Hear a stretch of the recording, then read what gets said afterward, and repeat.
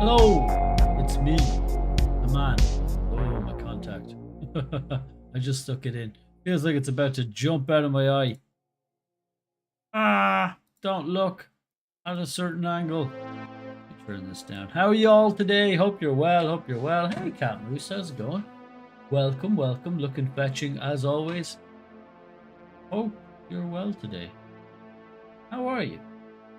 Let me know. Here I am back at it once more. Doing it again.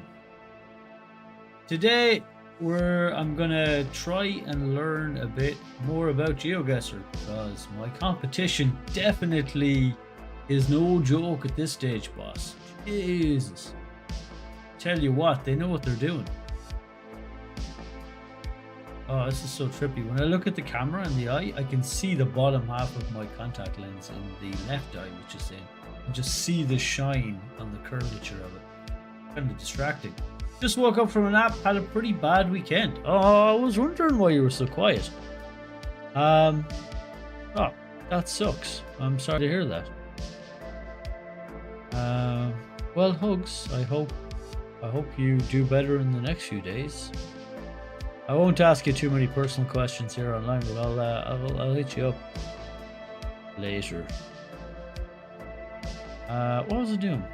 Oh yeah, I was gonna do a thing. That sucks, dude. It was a quiet weekend. Is the sound working okay, by the way? It was a quiet weekend. I didn't do much. I played a lot of Civ, learned some things, watched a new anime that was on Netflix it was about a video game sort of a dude. It was one of these typical, hey, look, you're in a video game world thing, but is it really? In this, that was a bit different. It wasn't one of the best. I'm not sure. I don't know the Japanese for all these types of things. It was okay. I watched a whole season of it. I played that, I read, I did yoga, I walked. I thunk I did. I had some nice thoughts when I was walking through the woods today. A big long walk. My shin is a bit sore. There's like a tendon that runs from my right shin bone because I tried to run a bit today. I did some yoga and a massaging, and I'm like, oh, I'm loose. And one of the things I saw an video earlier in the year, around New Year, and it was a creator that I'm watching. I can't remember his name right now. It's just his name. It's this American guy who lives in France, in Paris, I believe. And oh Jesus, doesn't he have a wonderful life altogether? Well, a very interesting person. And I don't mean to be facetious there. It's just that he is one of these people who goes around and he's kind of documenting things that he finds interesting in life. He's like a cinematographer blogger. Anyway, he had this whole bit about he started running last year, and it was his progress toward the goal of running a marathon. Now, I've never ran a marathon. I've ran maybe, I don't know, close to 10k probably. So nowhere close to a marathon. That's about the most I personally got. And I haven't really ran much in ages, but it awoke in me a desire, because he was talking about his journey and his physical, like reclaiming his body and working little steps. And at the start he could only run a few 100 meters or 100 meters or something, and now he can run a whole marathon, because by the climax, he actually ran the marathon. And how he'd figured out little routines about himself, about how exercise could work for him and what worked for him, and like, because he was doing a body transformation, like he'd just go and do press-ups in the park. He'd have like a little routine to do. He was talking about his form and all these just little details. Anyway, it awoke in me a desire. It inspired me to try and run.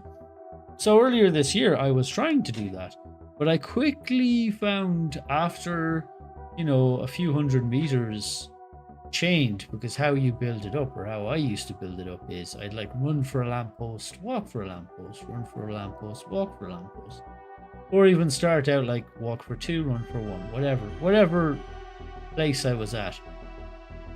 Anyway, so today I did some running on the long walk that I normally do. I ran some of it, and the usual problem. It's not as bad as it was. I didn't get a load of knee niggles and foot niggles, which is kind of why I stopped in the first place before. And going through the physiotherapist helped a lot, because I was like, oh, you're full of knots. There's nothing like wrong with your joints and tendons and all that. That's fine. You're just chronically knotted. So today, another reoccurring problem is when you lack conditioning, when you haven't ran in a long time. And I've had this several times, because I've stopped running and run. I've kind of I like to run, but it is really hard. The impact is really hard on your body. Like repetitive stress injuries when you run on tarmac. And I do. I run on tarmac or like gravel or something like that. So you need like good shoes to shock absorb and all that. I mean, you can get away without doing it, but the chances you do yourself a mischief go way up. So yeah.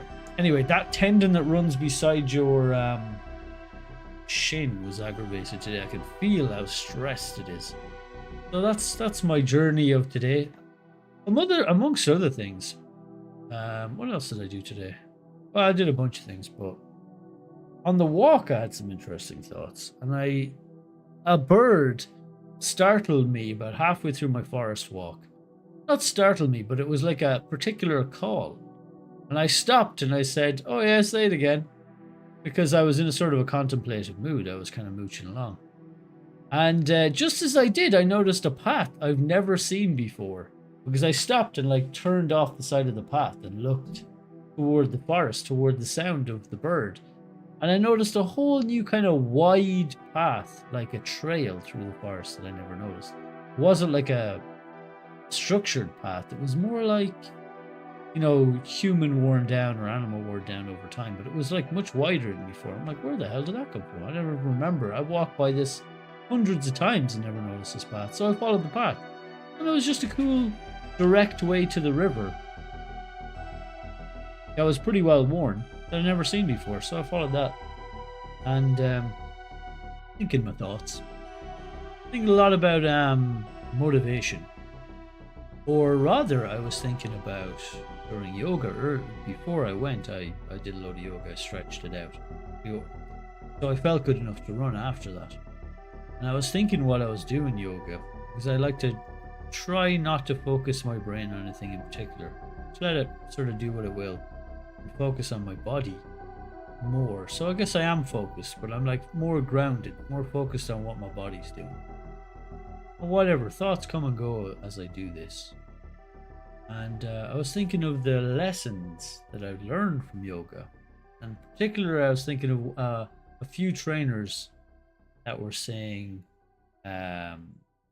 one lesson in particular was the hardest pose in yoga is the one of self-acceptance.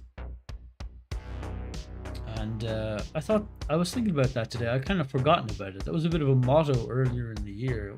I thought it was a really good thing. It made me think about how much I'd embrace myself and how much I thought about myself. And I had done that quite a bit in the early year, and it was quite motivational because I've got a tendency to be quite harsh with myself. I'm negatively motivated a lot of the time, so I've got some queer, probably not very useful habits. I'm positively motivated as well, but I'm not digressing, but I'm kind of getting a bit aside from the point there. So thinking about that, put me in mind later, I was thinking. I am super harsh, especially with myself. Not so much with other people, because I haven't walked a mile in their shoes, but I am quite harsh with myself. And I try not to be. That's a tool in order to not be so harsh with myself, was thinking about that and the truth of it. Self-acceptance and forgiving yourself. Specifically, like they're kind of two different things, and yet they're inextricably linked in my book. Because forgiving yourself and accepting who you are and what you've done and where you came from, I think is a good lesson. It's a good thing to contemplate.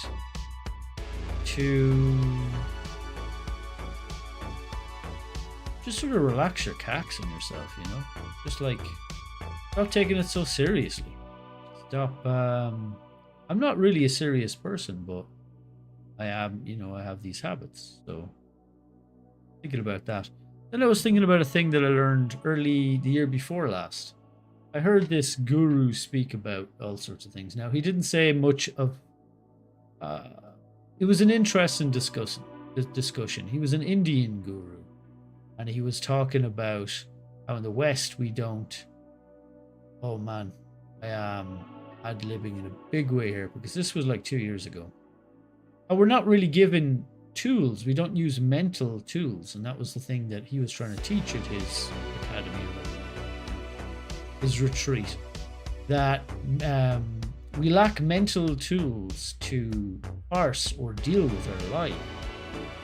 And I was thinking along those lines, in that saying is a mental tool I developed as a result of him saying that, because I was thinking he's right.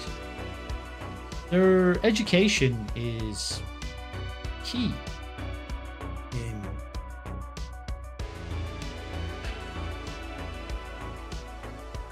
living easier life, living an easier life.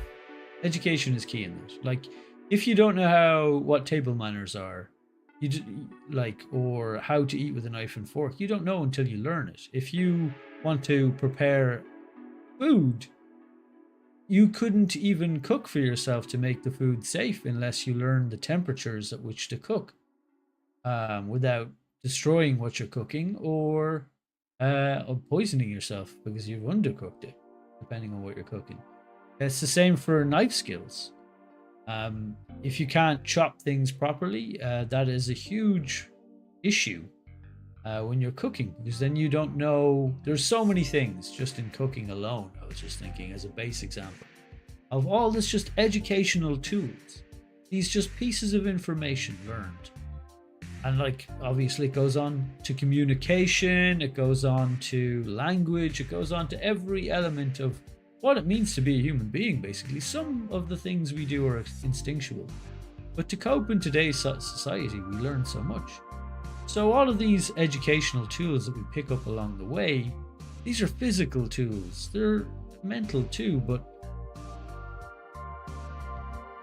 it struck me that I wasn't taught many tools to deal with particularly difficult scenarios, to do with a lot of different things. I kind of self-taught them, but not always in such a mindful way. We'll say they're instinctually self-taught. Maybe that's part of what it is to be human. Maybe that's unique to me. I don't know. I can only speak for myself and my observations and the people I know around me. Some will do it, some won't. Some will mindfully be mindful, and some will do it instinctually. There's a lot of, maybe there's lessons in there themselves. I suspect,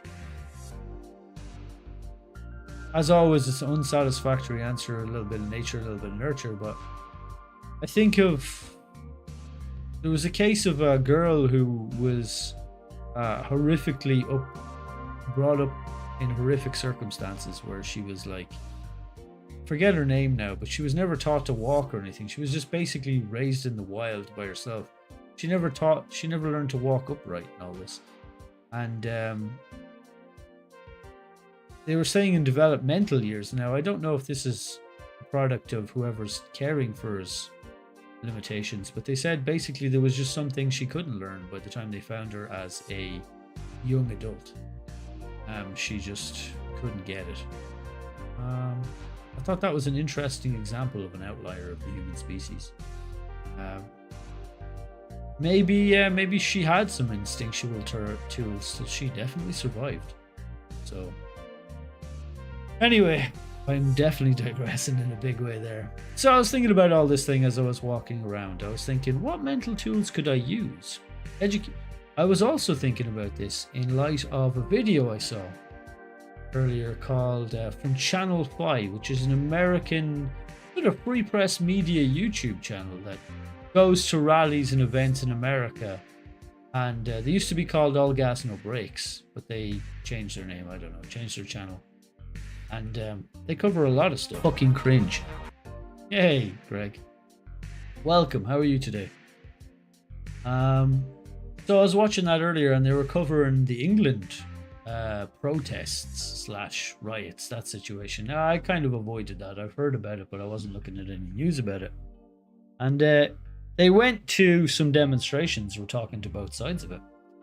And hey, the side that was supposedly portrayed by the media and by the government, indeed, as, although I say that, maybe not portrayed, because there was a lot more subtlety there than I grasped in that half-hour video. There was a lot more. There's a lot going on there. But they talked to the protesters on both sides. I was particularly interested in the side that was anti-immigrant, because to understand why people are motivated to do things, you got to understand what their motivations are, what their thoughts are, what their experience is, or try to at least. Empathy is a big tool that's that I've developed. One that maybe is a bit too good. I have to tone it down quite a bit from personally. And so they were saying they were one or two of them.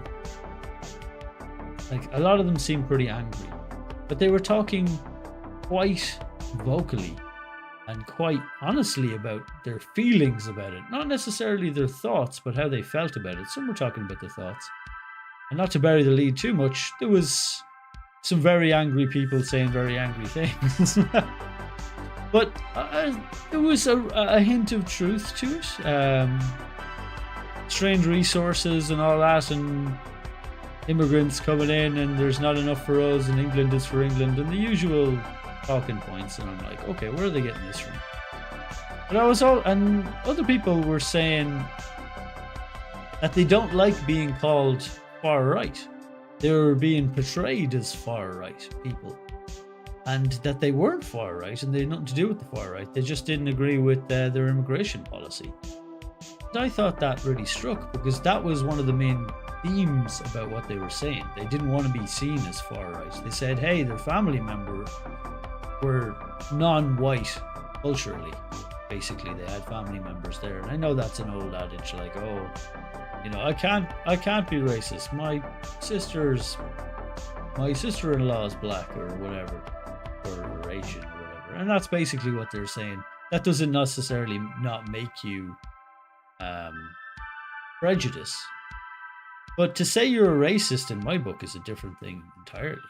Because far right would mean, historically, they believed in an ideology of supremacy. And that's a whole different thing. And what they're saying there, they're not far right and they don't believe in those things. I believe them. I believe that they live in a multi-cultural society where being like that would be quite difficult for a lot of the people that were talked. Now, there's a lot of people representing a lot of different things there, and it's only a small sample size of a whole. But I thought that was quite interesting, that that was one of their main takeaways, that they didn't want to be called far right. They had nothing to do with racism. They didn't like racism, and I believe them. I don't believe they believed in white supremacy, because that's truly what far right politics espouses to be, a supremacy. And now that can go to both sides, as extreme as you go in either way. Sort of a wrong-headed view of things. But it made me think about,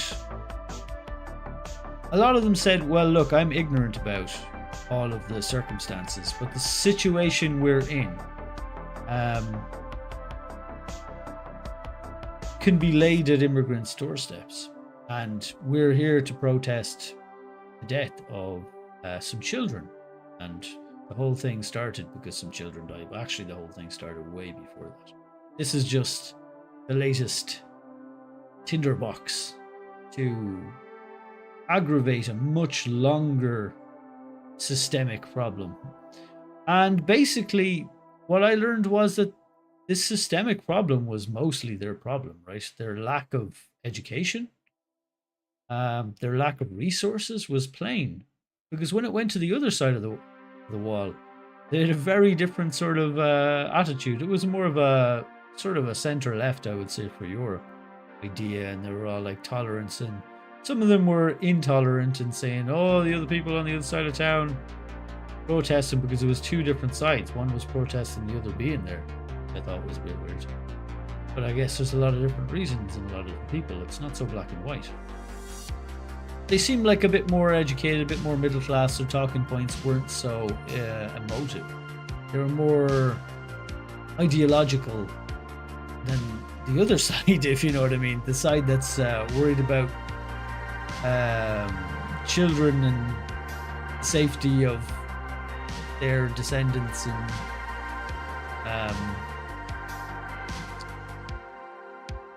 cultural identity and immigration and all that, but like they weren't talking in those terms. One of them guys says, I went to school, I barely went to school, I can't write. I can only write my name. And he says, look, I'm not well educated, I don't know a lot about these things, but we're scared. And then there's clips of Keir Starmer, their Prime Minister, saying, I condemn unequivocally all the far right protests and riots and all. No, he didn't say protests, he said riots going on around. And it's like, you're painting a lot of dissent there with one brush. I know he'd need to condemn it politically because it's his job as a leader to condemn non-peaceful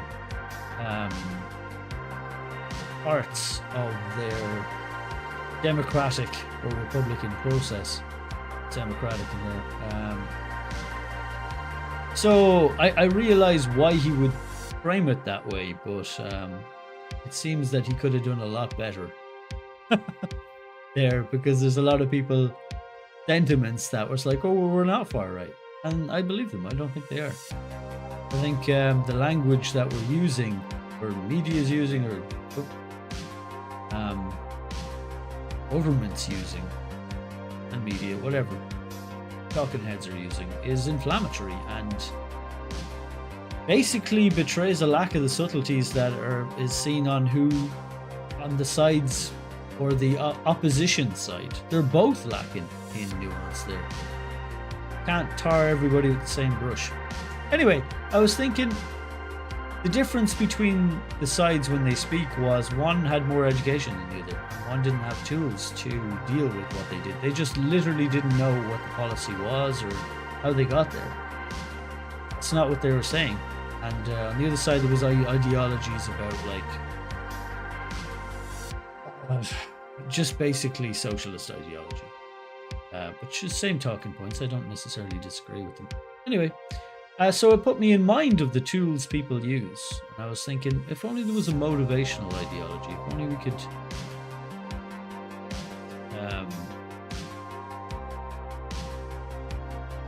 only education dealt with these tools from a fundamental level, because that's what it's lacking, a fundamental level of education. And I'm not talking like mathematics and English, although they're essential and fundamental. I'm talking about how do we deal with our feelings here? Who's responsible?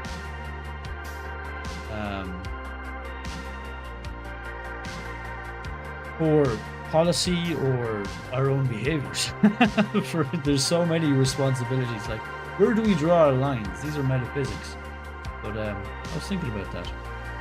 Anyway, I massively digressed here. I was thinking about that sort of stuff as I was having a walk around, and I was thinking personally I could use a motivational tool. If I was to construct another tool for my mind, for my behaviors, it would be one for motivation. Find out exactly how I'm motivated and make it more consistent. Because inconsistent motivation is something that I review as an issue for myself. Anyway, welcome. Hey, Rubric. How's it going? Welcome. Good to see you. Greg didn't say how he was. How are you finding Civ? I see you're playing a lot of it. Greg. Wow, I really did digress quite a bit there. Well, look, the stream-wise, I'm just riffing about what I was thinking about today. But other than that, the purpose of the stream today is to learn a bit more about GeoGuessr so I could be better at it, so I can grow, basically, and maybe earn that master title. Because I feel like I'm lacking. Of course, there's so much to know. I'll always be lacking, but at least I can make a bit of a stab at being better, and I'm a bit motivated to do it now. So today we're going to look at a tutorial video about one of areas that I seem to have gotten weaker in, and I've been exposed with, which is Asia. Now I've already seen this video, but there's one thing watching a video and absorbing 40% of it, and another thing learning it and knowing all of it, and that is the difference between Silver 2 and Master. So I'm going to take some notes. I'm going to try some learning techniques, memnotics, and note taking. Another habit that I tried to incorporate this year is I was struck by a League of Legends streamer called Luis, and he talks about fundamentals. And it struck me that there's fundamentals in everything. In life, in being a human being, in playing any game, no matter what you do, there's fundamentals that are fundamental to success. And that idea led me to make a Google Doc titled Fundamentals. So what I do now, and what I have done quite successfully, is I take down the fundamentals of the games, or I mean, life is full of games. So the games that I play, both life-wise and video game-wise, and try to learn exactly what the basics of these fundamentals are. And often I find in learning, a lot of these fundamentals are overlooked in all sorts of fields. They're just skipped. They're like people assume a level of knowledge that just isn't there a lot of the time.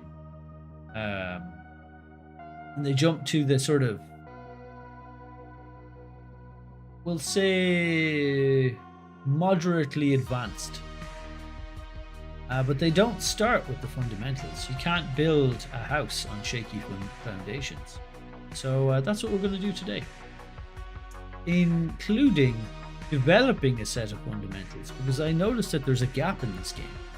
Educationally, there's a gap in Geoguessr.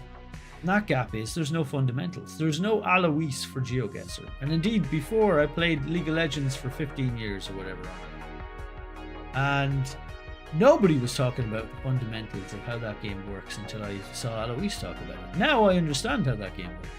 And I've watched hundreds of hours of tutorials about it over the years. Probably. Maybe not hundreds. But getting up on 100 hours. And I still didn't understand until recently fundamentals of how that game works. And it's the same with Geoguessr. There's a pattern of behavior you could do just at the start. Just like, see the way I tried to develop this already. See the way the first thing I look at is the sun. To see what hemisphere I could maybe divine, which cuts one half of the Earth out immediately. Now, if I could develop the following steps, so the second thing I look at is I spin around and look at the other direction.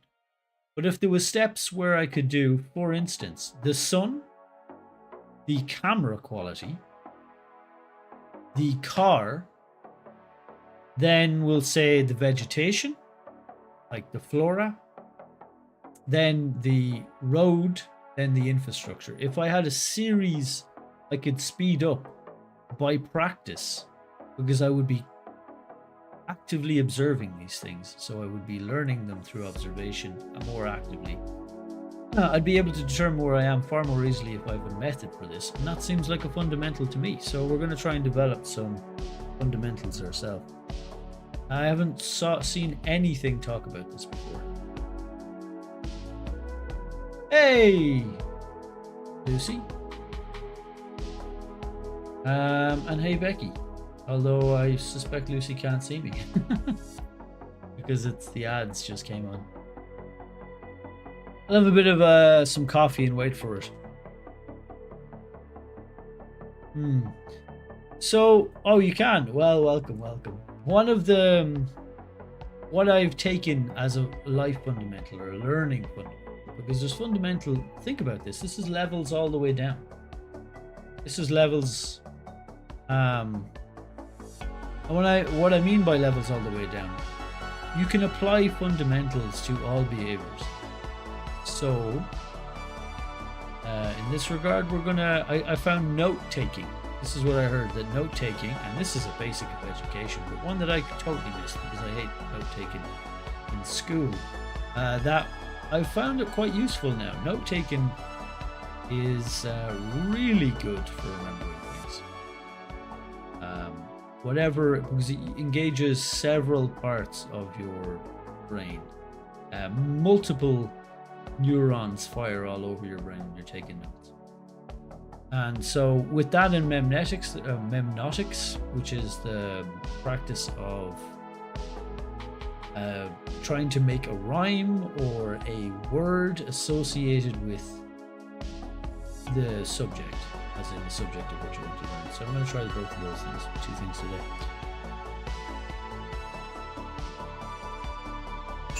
All right. How are you doing today, Lucy?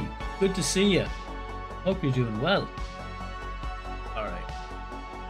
Browser sources.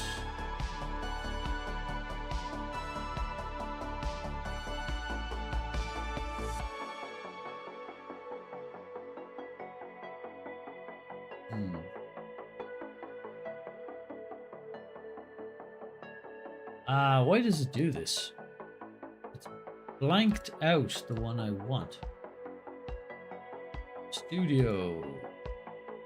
Try to reset it. Alright, struggling with my software is like half of my issue. I think it's because the window went inactive. Like the browser source went inactive in the operating procedure. I think is why that happened. But I'm not sure. In the way it sort of times it out so you're not using resources. Alright then, let's move my head. I think there's a map on the bottom right and you can't see it. Also my head is too big. As in, let's shrink myself there. Put myself mostly in the middle. Alright.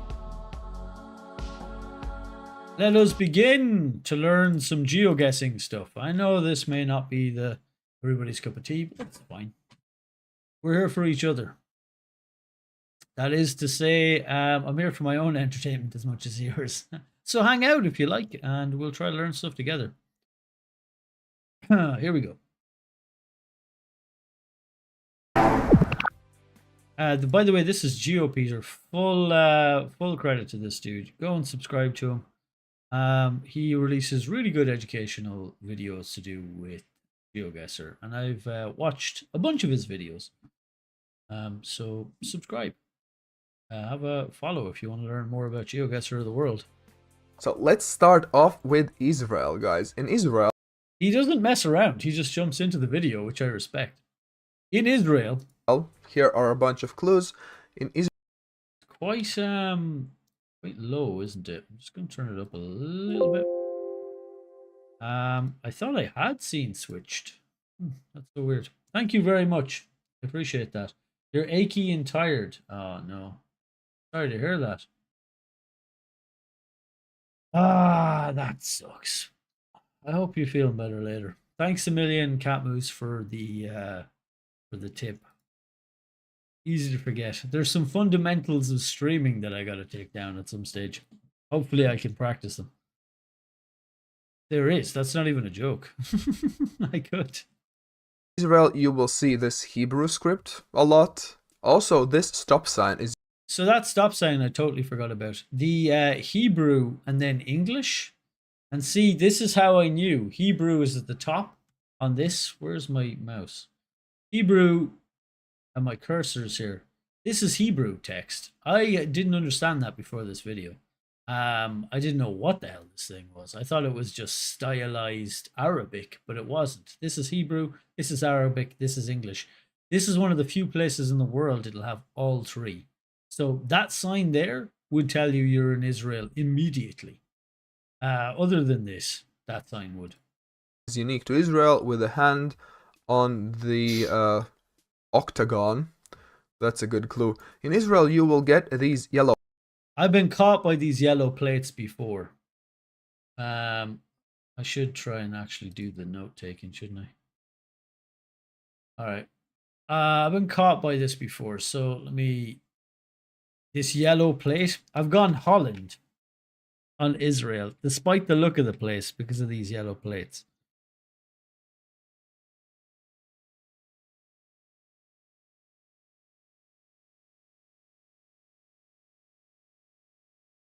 So I go Geofundamentals, Israel, and on stop signs, which I forgot, and signs in all three languages. Okay. Hopefully I will remember that.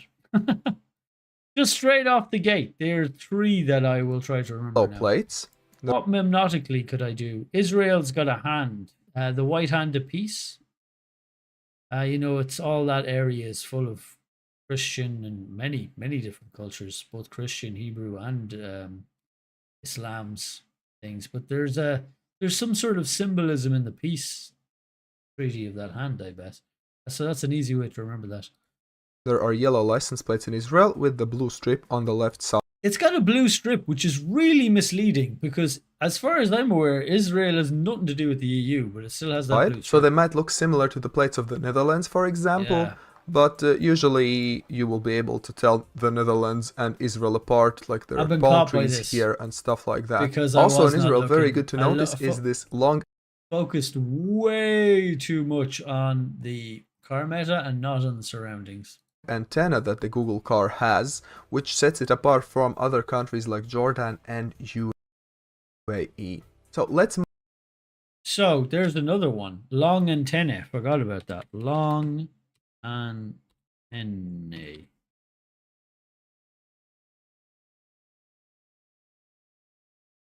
At back. Not in Jordan and UAE. Okay. Nice. So, have we learned this now? Let's hope so. Move on to Jordan. So this is Jordan, where, as you can see, we have this black Google car. So this is one I struggled to remember before because I knew there was something about a black car in Jordan. Or there was like a white car and a black car in this region, and I couldn't remember between the two of them. So while I knew there was a car meta there, I couldn't for the fucking life of me think of which way around it was. In the moment. Jordan, you will have a black Google car. You will also see Arabic text around.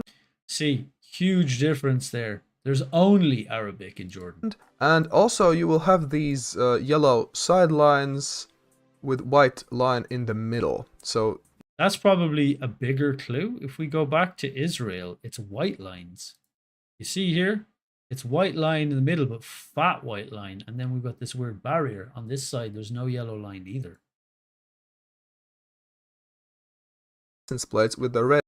Next one is those lines is Jordan, where as you can see we have this black Google car. Black Jordan, Google car, yellow lines. Not have a black Google car. You will also see a So next, Jordan black car plus yellow outer lines and white inner. They're pretty good. They're pretty distinctive things. You could instantly separate them. Because all I'd have to do is spin around and look if there's an antenna. See that sign? Like these are good. And also you will have these yellow sidelines with white line in the middle. So you will see those lines in Israel, Jordan, and UAE. So these lines are common in all of those 3 countries. Next one is UAE. In UAE you will also see lots of Arabic texts. The difference from Jordan is that... See, there was English on that sign there. It said stop. So there was 2 different languages in that one.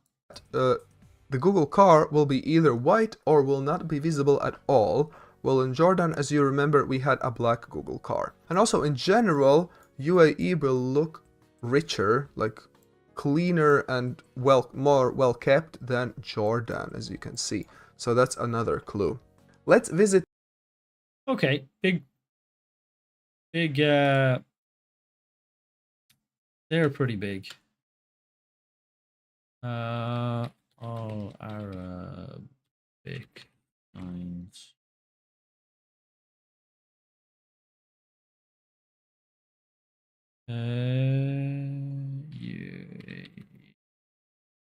English and Arabic signs.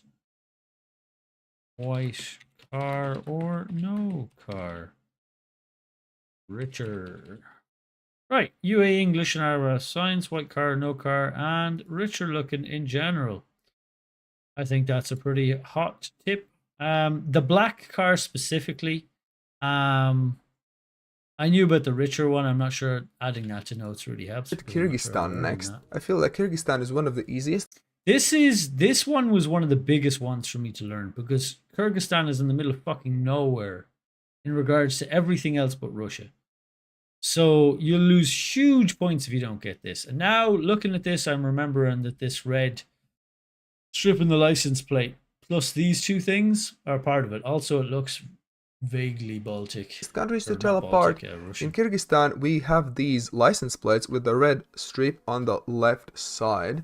So that's a very good clue if you see those. Also in Kyrgyzstan, they use Cyrillic. That's a good thing to know.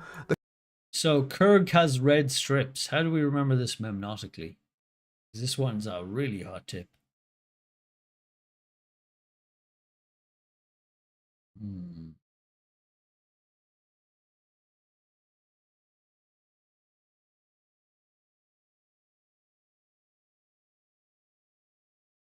Red, like a haiku. I was thinking red Kyrgyzstan. The streets are very wintry. The coverage will be from winter, and also you will sometimes see very high mountains. So that's a red Kyrgyzstan, red Kyrgyzstan. Often there's connections to musical parts of your brain that will help with memory and language. Good clue if you see them that you might be in Kyrgyzstan. And of course, maybe the biggest clue of them all, the Google car. If you see this Google car, this has won me several rounds. Just remembering you can see this two things and it's like silver. If you see this Google car with these bars and these kind of edgy mirrors, then you are in Kyrgyzstan. Alright, let me take some notes on that. Kyrgyzstan. Red. Red strips on plates. Winter. And silver car can see wingers, which I already knew, but is good. All right, next. So let's go to Mongolia. As you can see, we have 3 locations here in Mongolia because there are multiple Google cars possible. Mongolia. His accent's gas. I know, Ollie, you can help me now if you remember some of this as well. Mongolia is easy though. See, this car is massively distinctive. That's how I instantly know Mongolia. Also, the place looks good to know that they use Cyrillic here as well. But you'll never see. The thing is, see the way his coverage has been in a city? That's for like beginner GeoGuessr tips. Remember, I haven't seen a city since silver. They rarely do silver coverage in gold. And even in later silver, you don't often find yourself in a city. Mostly in a random ass road in the middle of fucking nowhere. So this is the first one. But it was a city every time in copper and early silver. It was every time, in nearly every round was a city. First Google car that you might notice in Mongolia, like colorful side mirrors and these bars with the black in the middle. Also, they use Cyrillic, but in Mongolia you will see a lot of this all letter with this okay. Oh! dash in the middle. So if you see that one, I think in Kyrgyzstan you can also see them, but I feel like they are more common in Mongolia. And also the license plates will be more narrow and without that red strip, so you can tell those two countries apart just from the license plates as well. These are the other 2 Google cars, so this is one of them with the camping equipment and these bars visible. Wow, I would not want to be out there. Just ever. And like, yeah, Mongolia can also look like this. These are Mongolian bollards. Good to remember. Oh, dude, I don't know why, but my mind resists bollard meta. Something in me just says nope, even though it's so fucking useful. What's insane? The look of the place. Yeah, it's flat as fuck, and when it snows, it's just a tundra of snow. It's not so happy times. So for this Mongolia colorful car, red and green and white.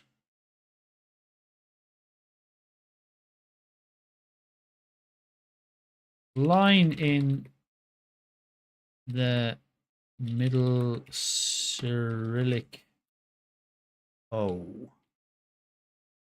I don't know how. I don't know how to do. I had the O.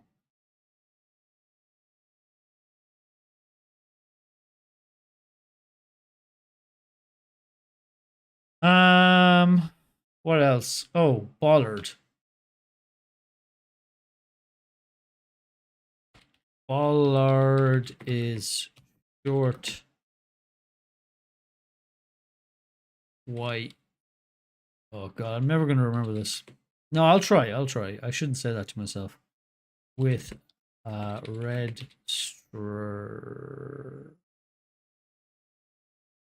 Okay. I think that is that. Remember, again, I'm not talking about two stripes. Whoops, two stripes. I'm already forgetting the bollard meta. God damn. With two red stripes.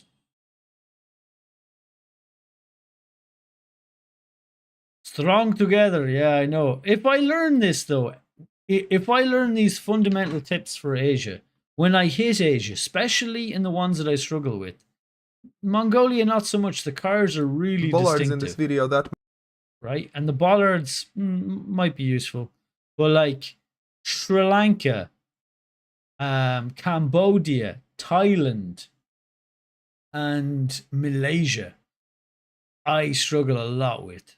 Like I lost so many rounds there, this week because of them concrete. I lost like 3 rounds just because of the Philippines concrete roads.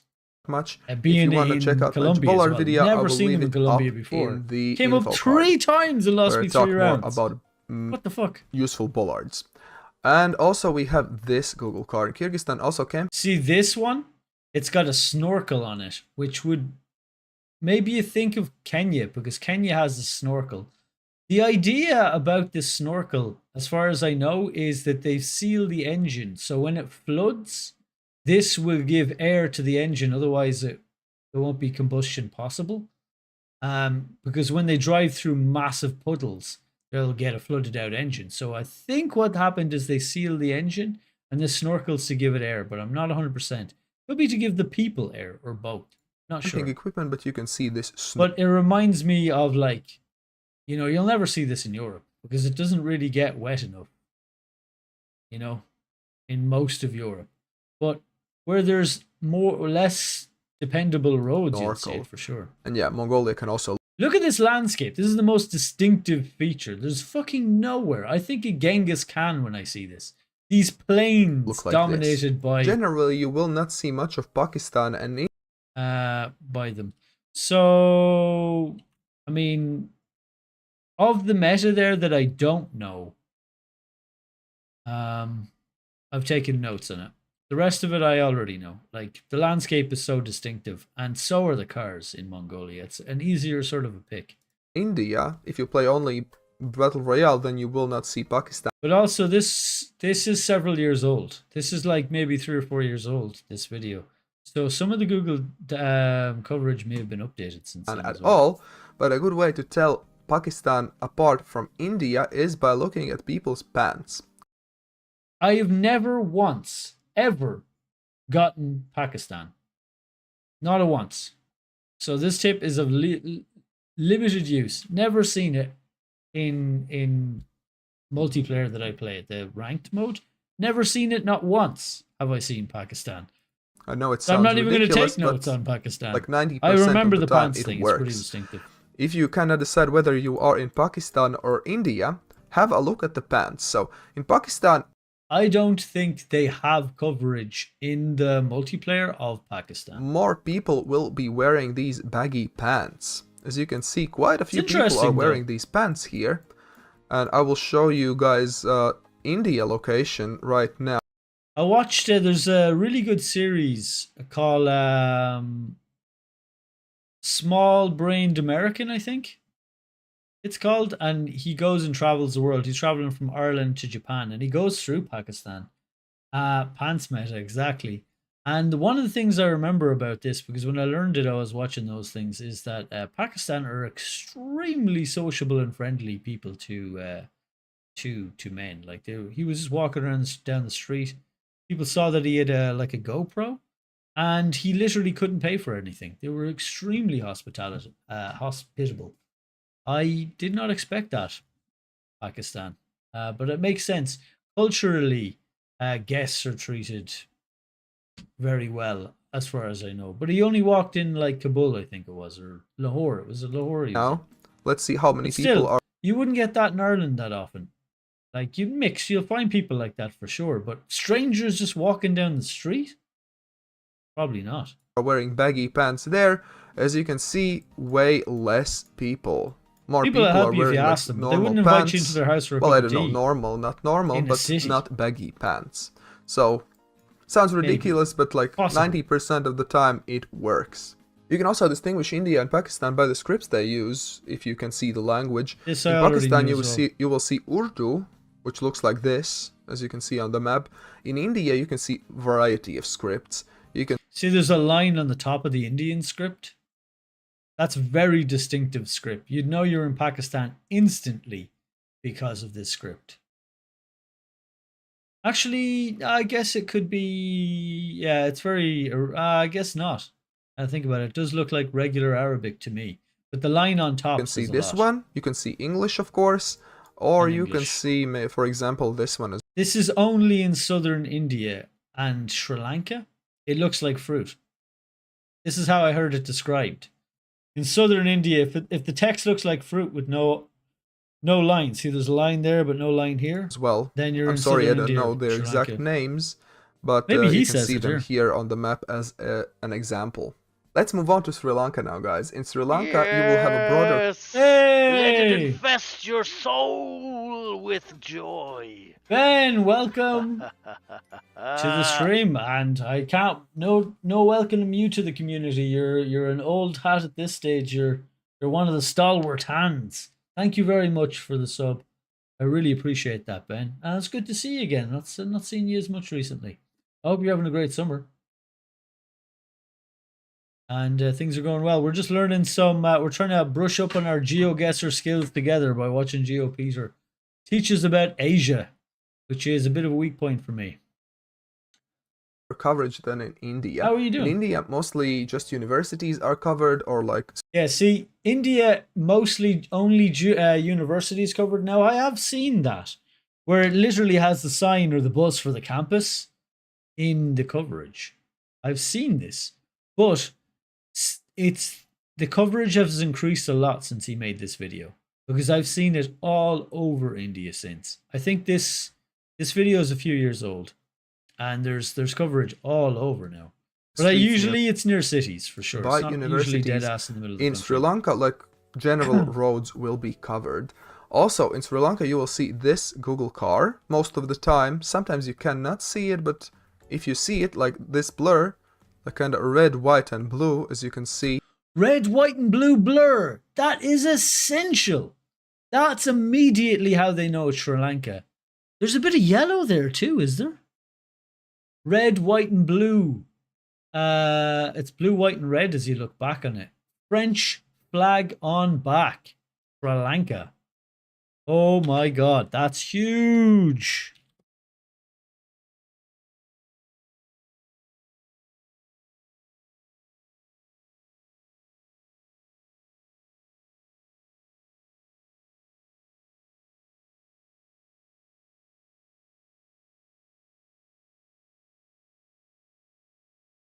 So, Sri Lanka is the French flag on the back of the car, white car in blur. That is hugely useful. You'll instantly know you're in Sri Lanka because of that car meta.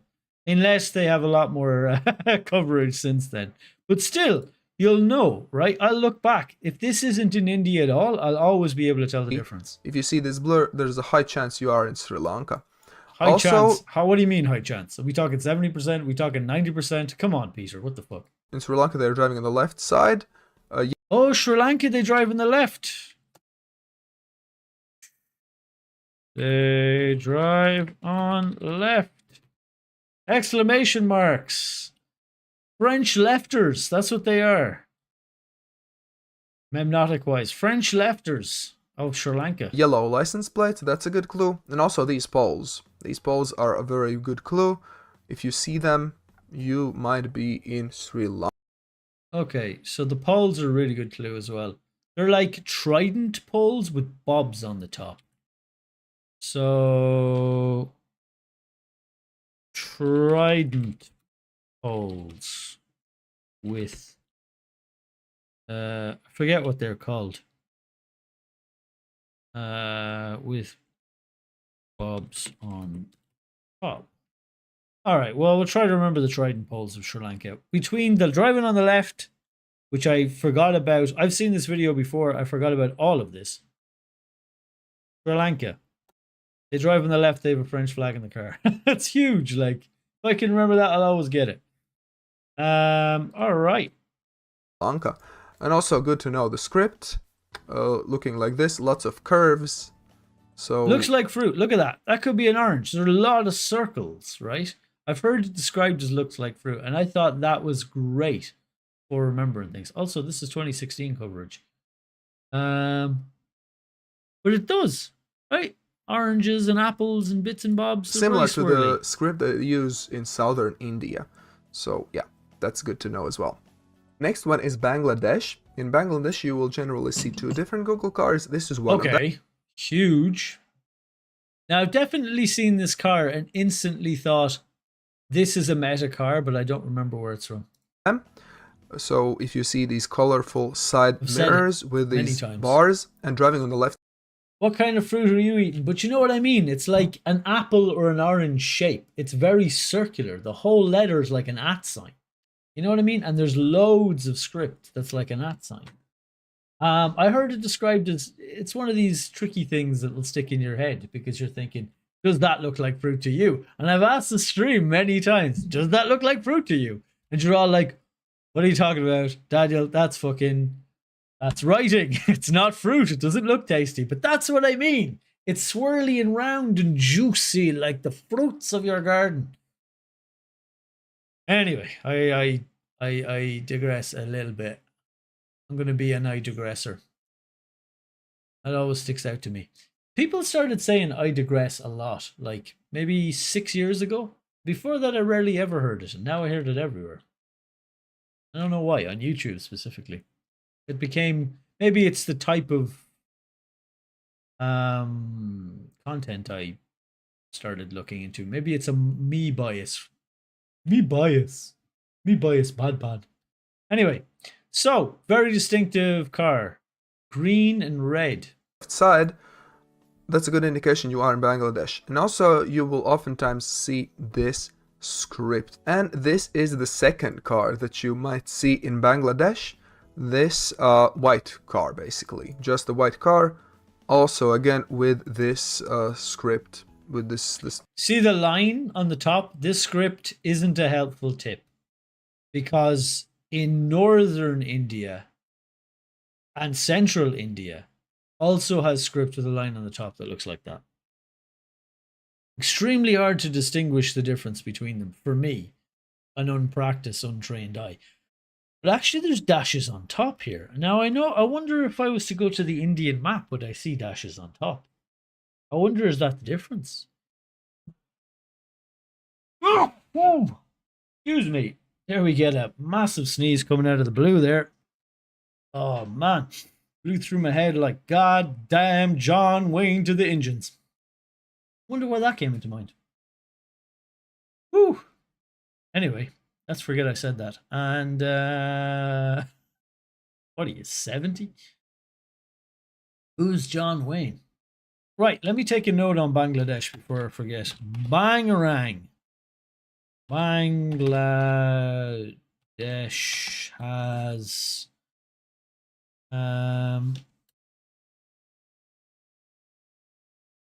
wing mirror red, green and red. Green and red car.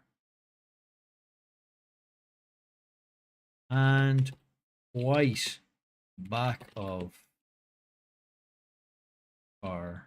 Or just white car. White car. White car. Line on top. Script. Yeah. Okay.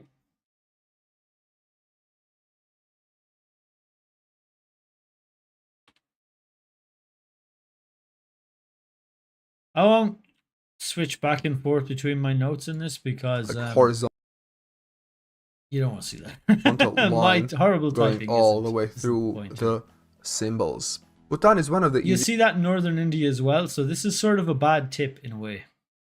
easiest countries to tell apart. I think it has just that unique feel to it. In Bhutan, we're drawing on the left side. 10 out of 10 title, thank you. I actually spent a tiny bit amount of effort on the title today. Normally I just shoot it out there because I want to just go live because I'm already late. But today I stopped and gave myself a minute or two. License plates, as you can see, and the houses have... Is this Bhutan? Is this what he said? All the way through his notes could be a bit better.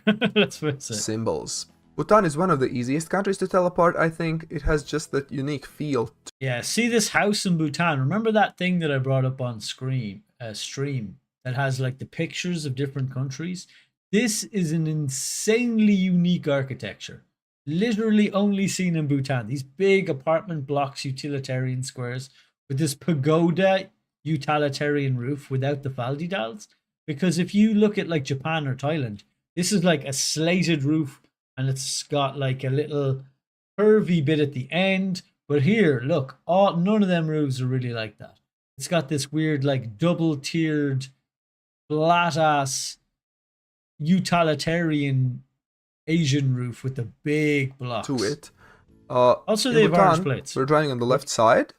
We have these red license plates, as you can see. And the houses have like a very distinctive architecture. They do. I feel like if you see these houses, it's a very good clue that you are in Bhutan. And also in Bhutan, you will see mountains all around you. It's a very mountainous country. Let's move on. Okay, so Bhutan. Bhutan's got a lot of mountains. That's another thing. A very mountainous country. Bhutan, red plates. Drive left. That's a really good tip.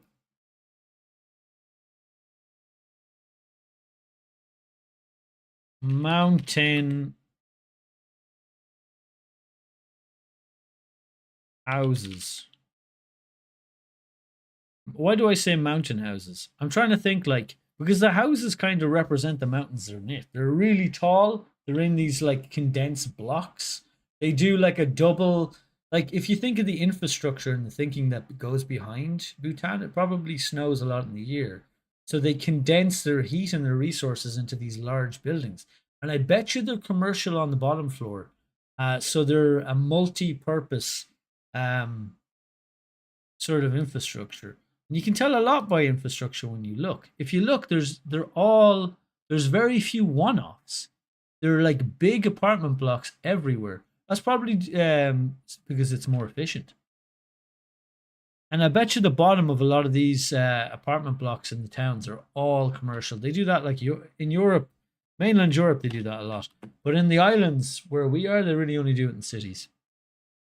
Bhutan, red plates, drive left, mountain houses. Utilitarian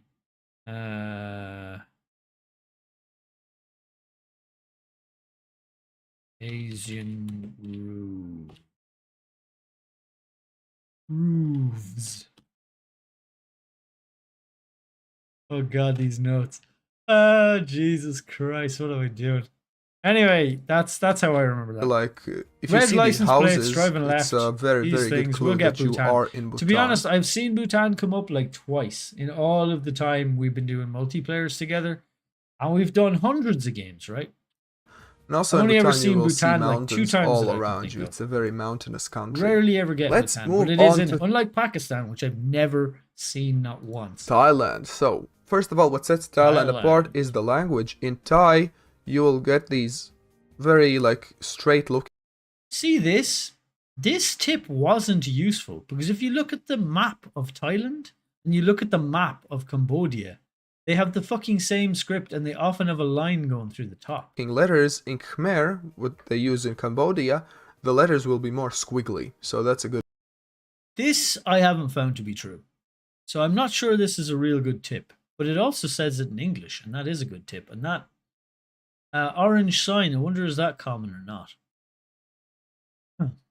Indication to tell them to both of those apart. Also in Thailand, Let me just re-listen to his point here. First of all, what sets Thailand apart is the language. In Thai, you will get these very like straight-looking letters. In Khmer, what they use in Cambodia, the letters will be more squiggly. So that's a good Okay, I'll take that down. indication to tell them Straighter to both of letters, those Thailand. apart. Also in Thailand, you will get this yellow line in the middle of the road a lot of the time. So that's a good clue. That's a huge And also, tip. if you see these concrete blocks making up the road, then you most likely are either in Thailand or Philippines. Oh, they're in really like these Thailand as concrete well. I got blocks caught by this the other time. Now, I never noticed these concrete blocks before, but looking at this sign, I'd never go Philippines here because they wouldn't have a script like this. But if I was to just take a look around and not see any writing, I could go Philippines here easily. On their roads. This yellow line, though, that might take them. Other Asian countries might have these as well, but I just have noticed them way more in Thailand and Philippines. And another thing that I forgot to mention is that if you see these rectangular poles with these little dots on them, that's a good clue you might be in Thailand as well. Okay. Thailand. Yellow line in.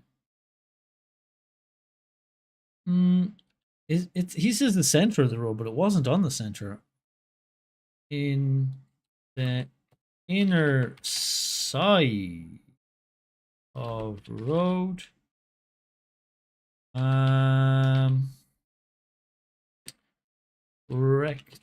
Rectangular holes with dots.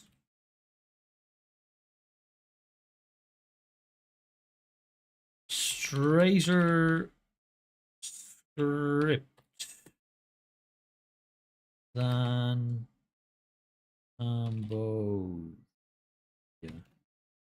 Okay, good. We're making progress here.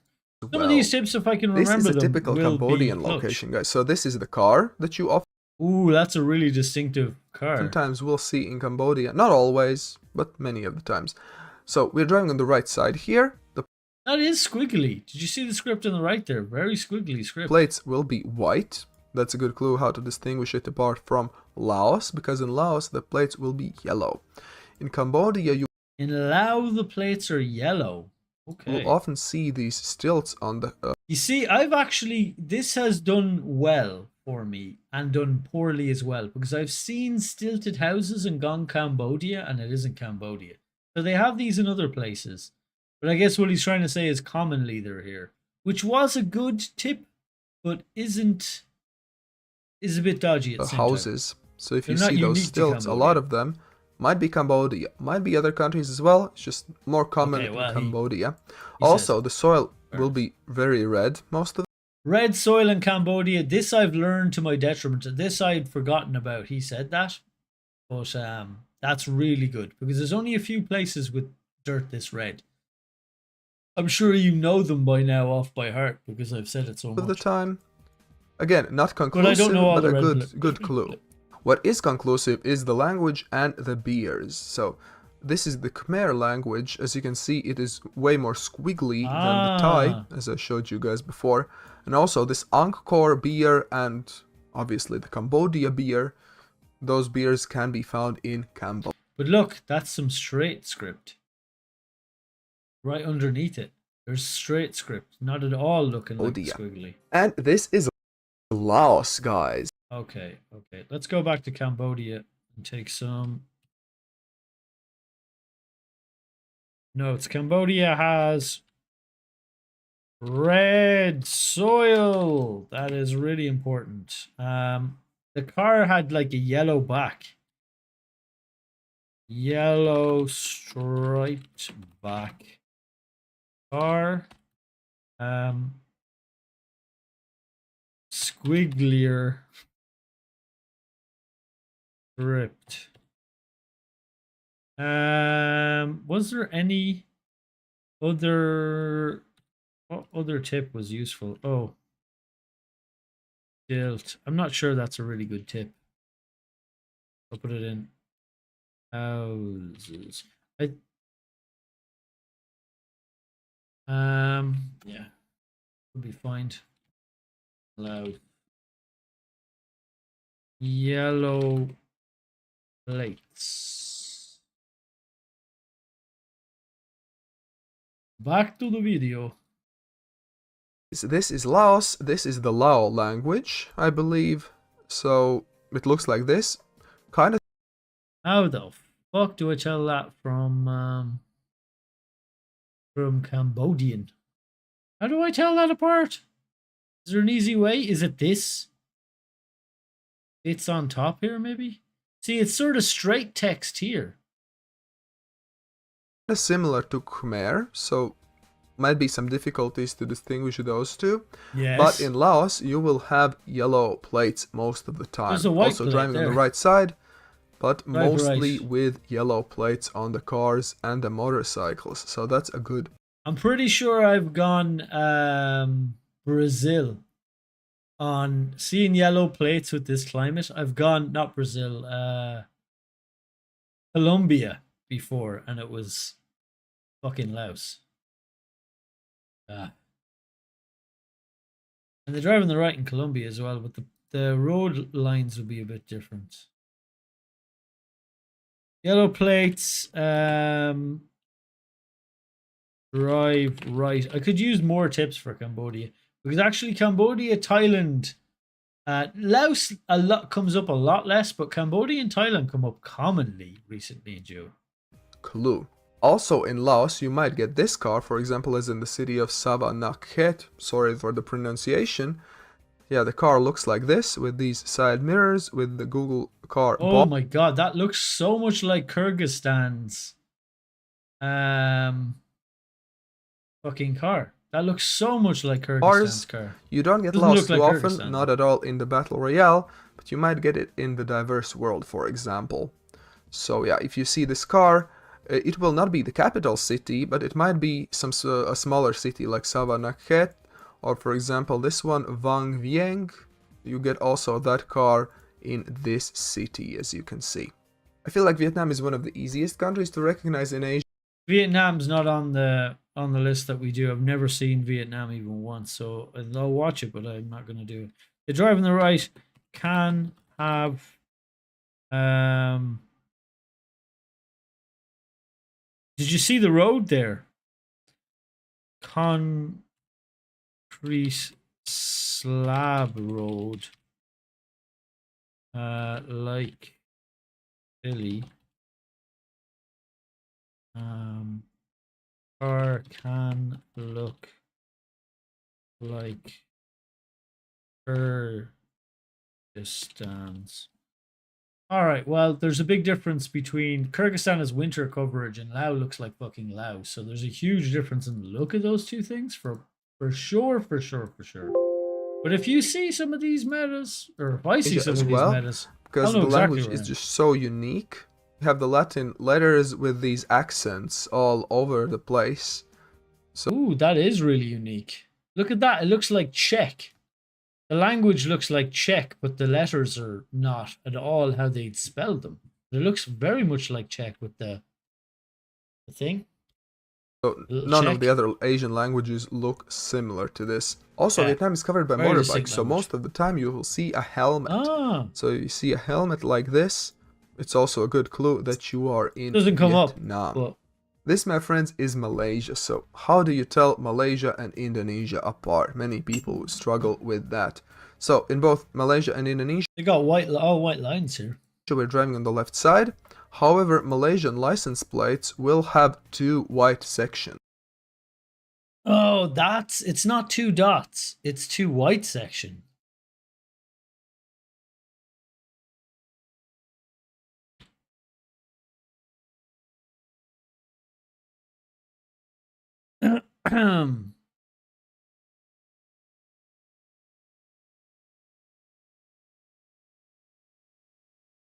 Did he say they drive on the right or the left? Plates, 2 white sections, which is very different looking even in the blur to Indo, which it looks similar to. So the plates look very different. It's 2 white sections. As you can see, like Drive 2 on the white left. sections with black in the middle. So these are Malaysian plates. I will show the Indonesian plates in just a second. Also, these are Malaysian bollards. Again, not too much about bollards in this video. In Malaysia, you will see awas a lot of the time. So that's a good. Yeah, you see those signs, awas, in Malay on signs, and it's kota in kota means city in, I think it's Indo, and I think awas means it in Malaysian. So when you see kota, you're in Indo, I think, but maybe I'm misremembering this, so don't take that to heart. 2 white sections, drive on left. There are white lines there, very broad road, white lines. They usually have better infrastructure than Indo by a lot.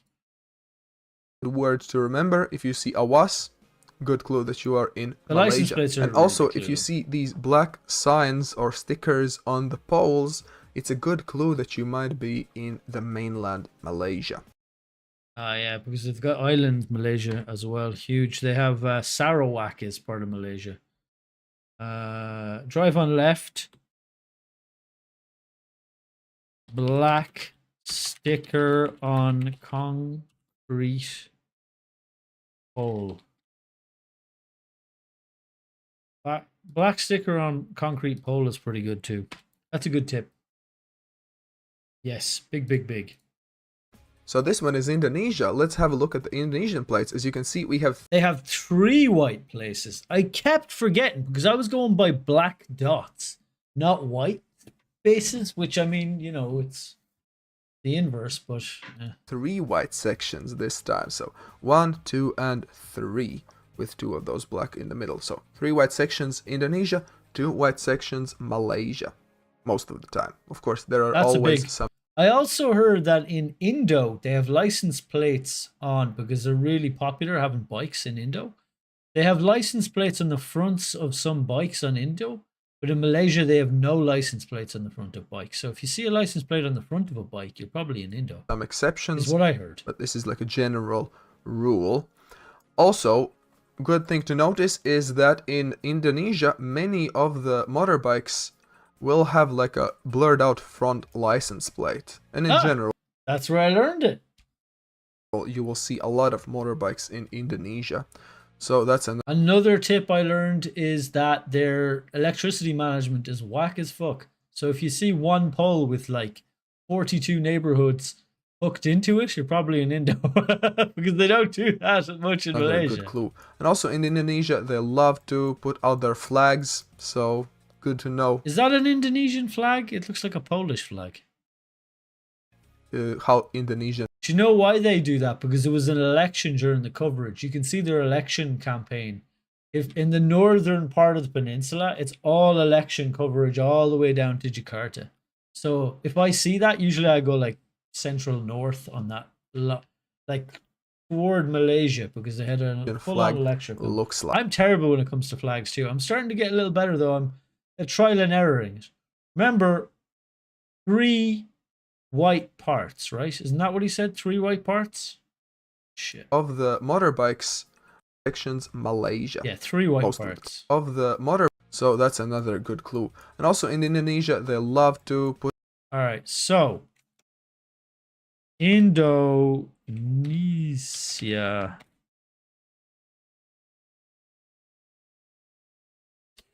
Three white. By the way, Shane, hey, how's it going? Welcome, welcome. Good to see you. Good to see you, man. Just trying to learn some geo. I was talking all sorts of shit earlier, but here I am, getting my thinking cap on. There, three. Three white strips. They're not quite strips. Spots on plate have like front plates. They have flags is a bad one.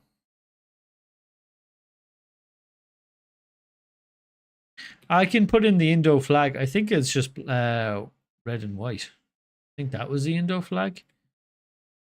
Red and white flag. What else was the tip? There was another tip in there. Used to hate geography, but that's starting to change. I know it's really fascinating all the things you can see in different cultures. When I observe all the infrastructure stuff, I'm like, I observe the infrastructure. Infrastructure is really interesting. It sounds like a boring thing, but it isn't, because there's a lot of thought that goes behind it. When you look at the infrastructure of your own states or outside your own door, you can see the like budget limitations, the tax base, the thinking, what climate it's from. There's so much to tell just from looking at a fucking road or a path or a roof. It's you can discern a hell of a lot of information. Was that it? Was that the only information he had there? I'm pretty sure you need more Put than out that. their flags, so good to know. I mean, Kota is another good one. I learned that from a chatter, actually. Somebody in chat. I've learned a lot of tips from chat, but Kota is Indo, and Awas is Malay. And you see Kota a hell of a lot on these sides. How Indonesian flag looks like. Singapore just has that unique feel about it. It's one of those. Singapore is kind of hard to get, to be honest. It's very rich looking, but also the other one, Kuala Lumpur or whatever the fuck, looks a lot like it those too. countries which you can almost immediately recognize. First clue would be this sign, well, these signs, these green signs with this particular font. You can find those in Singapore. Okay, so they got American signs. If you see signs in 4 different languages, it's also a good clue that you are in. Ooh, Bahaya Jangen Dakat. Danger, English. That'd be Japanese or Thai? Or not Thai, Taiwanese? Not sure what that is. That would be like Khmer or whatever, Cambodian? Singapore. Well, lots of these warning signs will be in 4 different languages. Most of the things will be in English only, though, so you will see a lot of signs in English. Also, they drive on the left. On the road, there will be a lot of like writings like hump ahead, crossing ahead, and stuff like that. So that's also a good indication. Let's move on to Philippines. So, okay, and they've got a tarmac road just to tease me. All right, let's go to Singapore. Singapore. The fact that they have American signs. Have American green. What I mean by American signs is, see that like weird sort of, I'm not quite sure what type of green that is. American green signs. Good infrastructure. Drive on left. And warning signs, yeah. Warning signs in for script.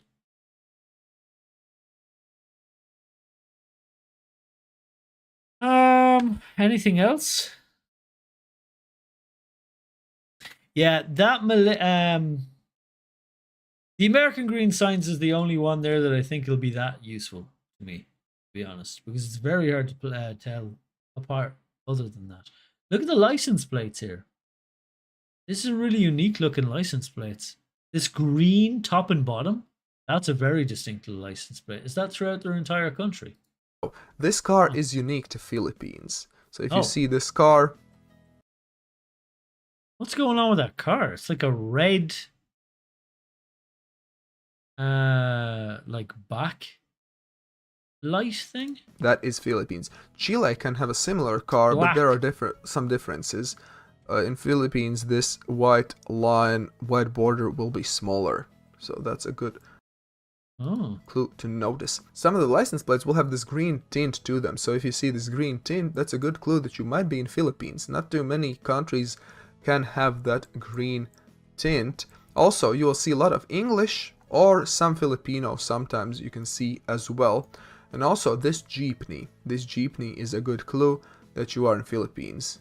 Yeah, again, beginner coverage here, because we will never get the cities in Philippines unless it's like some neighborhood in the backwoods of Jakarta, but even then you rarely see it. So this stuff, of this infrastructure, the license plates are the most useful thing. I've heard other tips, but the concrete pavements aren't turning out to be so true anymore. They really like to drive these things. I've never seen one of these in I've seen this like one time in like bronze. You can get different cars in the Philippines as well. This is one of... But see this concrete path. This is where I might go Philippines here. The other cars that you might get. And also, as I told you guys, these concrete blocks on the roads as well. Good clue that you might be in Philippines. That one, honestly, until this week, them concrete blocks have seen me through many rounds. So they've just started to fail me now. But before that, maybe I just got really lucky. So I'm going to go Philly.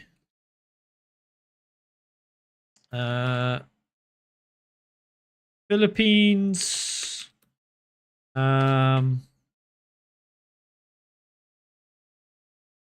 Green strip on top and bottom of plates. What else did he just teach us there that could be useful? English on signs with... honestly, it looks like weird Spanish.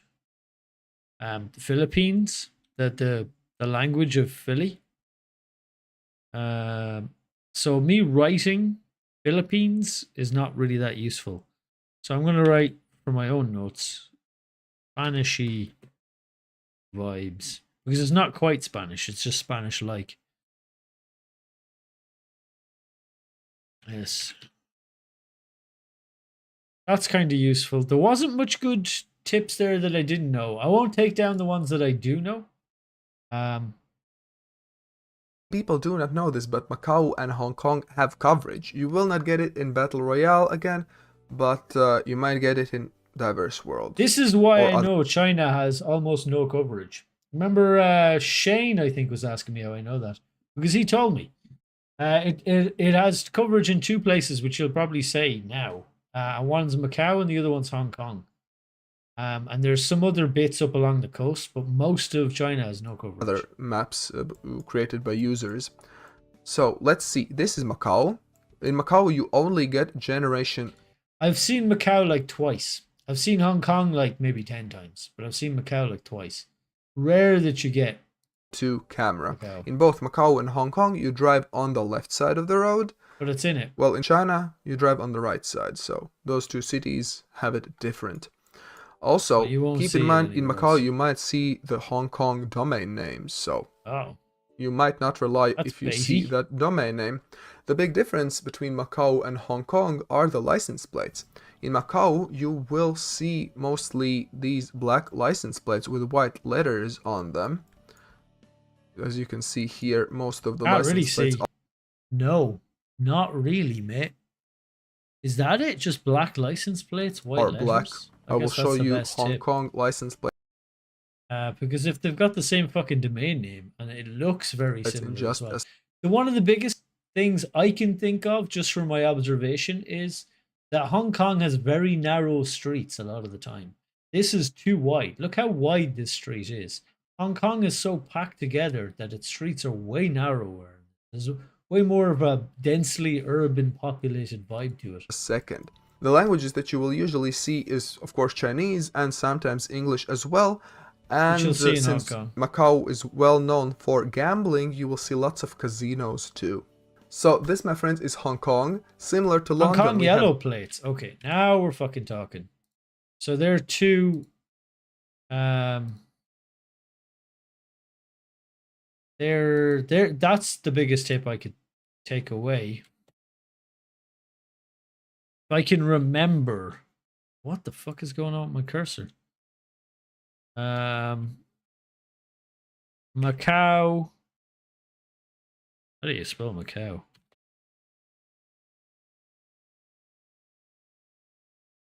Black license plates.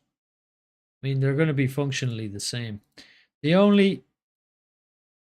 can be hard to tell what is going on with my cursor. It just will not show up. There.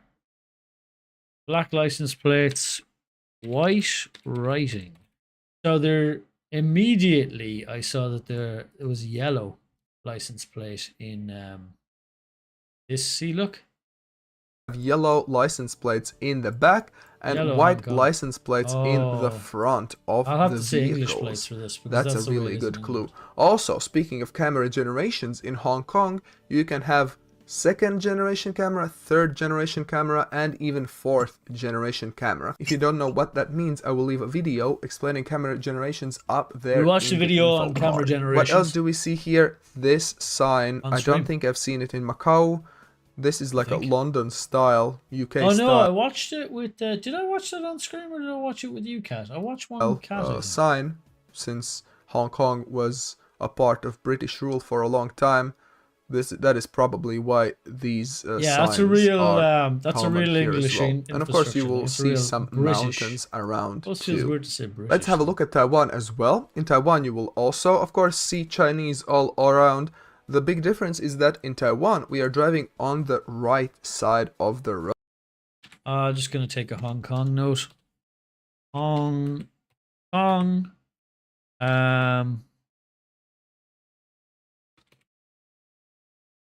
English plates. And infrastructure. I.e. signs. Okay, that's fine. Makes sense. What was the next one he was going through? Taiwan. All right. Road instead of the left. Did you see on the left there before he turned the camera? See this script here? This script looks like Korean. See the way it's got the big circles on it, but it's not quite because they're like squared. I was just thinking that is kind of interesting looking. But Chinese script and kanji, Japanese kanji, do look different. There's a lot more going on with Chinese script generally. Kanji tends to be similar. See how much shit is going on with this calligraphy. If you look at Japanese, it tends to be a bit cleaner and simpler. Generally, not always, not all characters. They have complicated characters as well. But that's the biggest difference between telling them two scripts apart. And Korean has an awful lot of just like circles. And you rarely ever see that in Chinese or Japanese. They just don't put the circles in, like proper circles. We are driving on the right side of the road instead of the left one. Also, these signs, you can see them. See this infrastructure here? Where they have the poles that have this reflective barrier. These are really common poles. You can tell Japan and Taiwan apart. You can tell Taiwan because it has these poles in the first place. And I think it's Japan they go all the way to the bottom, and Taiwan they don't. That's how I understand the difference between the two, because they're very similar looking countries. in Taiwan Very as good well. infrastructure, white lines. I haven't noticed them in other countries. Very Another clean big white clue how lines. to tell Taiwan. They also have different scripts because Taiwan has Taiwanese and Japan has Japanese, so that's another way to Apart tell them from apart. other It can be a Asian bit difficult countries are sometimes. these stripes. If you see these stripes Oh, it going went all the way, it goes all the way to the bottom. There's just an example there to the right that does it. to the ground, they might be either orange or black or yellow and black. It's a very good chance it is Taiwan. So you'll see these. So this one I've gotten confused several times, and I thought that it meant. But another tip I learned off a chatter recently is, do you know the way there's a guide rope, like a line? Do you know when you see an electricity pole up, sometimes there's like a metal wire going into the ground to anchor it? Or ground it? I'm not quite sure, maybe both. In Japan, they're covered with this weird tape, like a tape that goes along the bottom of it. At the bottom of that line, like a barrier to a reflective barrier. A lot in Taiwan. I don't think that's in Some Taiwan. of them might not go all the way to the ground. Keep not that in mind. There are always some exceptions. I'm just telling you like general rules. As you can see, we have another one here going all the way to the ground. But look at the height of the cam. This is another thing I've learned. If I can see the roof of this car and above, if I'm high, I'll know this is Taiwan because I don't think I have low cam here, and Japan is only low cam. Like mostly they are going all. See, I can see the roof of this car, which means I'm mounted pretty high. The camera is mounted pretty high on the Google car I'm on. Let's go to South Korea. See, I'm looking downwards on this stuff. That's how you can tell low cam for not. Because look, I'm nearly the same height as this blind. This like shade here. And Korea. Look at this text. Look at this circle, like perfect circles in the text. Okay, this isn't a very good example, but you'll see it all over now the place. In South Korea, these stripes look like this. They do not go all the way to the ground. As you can see in Taiwan, they also might not. I might have got that tip conflated with Korean. Go to the ground sometimes, but in South Korea, that will be most of the times. Also, a good clue about South Korea is the land. See this perfect circle here, and again, in the script, and it's way simpler looking. Language is very easy to be very distinctive, told apart. That's how I know it's Korean language will have lots of these vertical stripes, as you can see. The circles are the bigger vertical stripes and lots of these circles. So those are two very good indications that I won't take that down. Korean. This Korean barrier is hard to describe, so I'm not even sure how I'd put that in my notes because it's so much like the other tip for the other barriers. We need more tips for South Korea. Language. Other than the text. In South Korea, we are driving on the road. Let's face it, a lot of the time in our South Korean, when we're in it, we're in the middle of the fucking nowhere. We're in a countryside, South Korea. Like, who the fuck knows? We're just among some hills and a dirt road. Right side of the road, and the Google car will mostly be black. Sometimes it can be white as well, I believe. That's a good tip. And the license plates, we might have some green license plates in South Korea as well. And the last Asian country I want to... Okay. So, what tip do we have for Taiwan? That I don't know. Nothing. I don't think he added much for Taiwan at all there. Not much. Korea has green plates. That's it. That's all I got. Korea has green plates. That's all. The only tip I know that was actually useful. That yellow thing. I will add the bumper.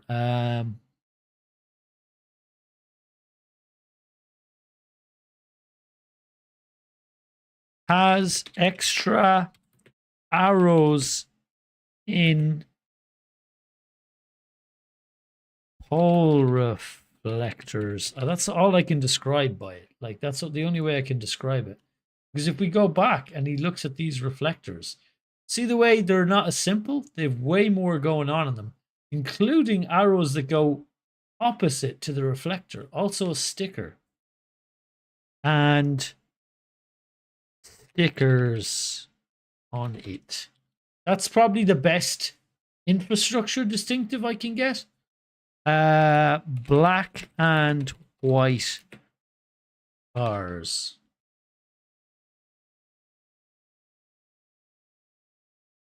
Black car and white car. So at least we can kind of get that. That's hard to remember, to be honest. There's a lot of just sometimes, generic black and white but in cars South all Korea over the world. that will be most of the times. Also, and the last Asian country I want to talk about in this video is... Now look how high our cam is set. We can't see the roof of this. We're at like eye line height here. Huge distinctive look between these two things, right? Hugely distinctive just on the camera placement alone. If we were not in Japan here, we'd be at the height of that roof. And maybe this one here. Japan. That's the biggest the big thing change that sets Japan up. When I say sometimes you've only got countryside around you, and I'm like, does that look like low cam to you? That is exactly what I mean. Is it at eye level? Because there's not many eye level cams in the world. There's a few low cam metas, but Japan is pretty much one of the only common part ones. Is this low camera. As you can see, the camera is just feels lower than usual, and you will have this. Look, not a single. Well, I guess that's sort of a circle, but it's not attached to anything. Look at the script.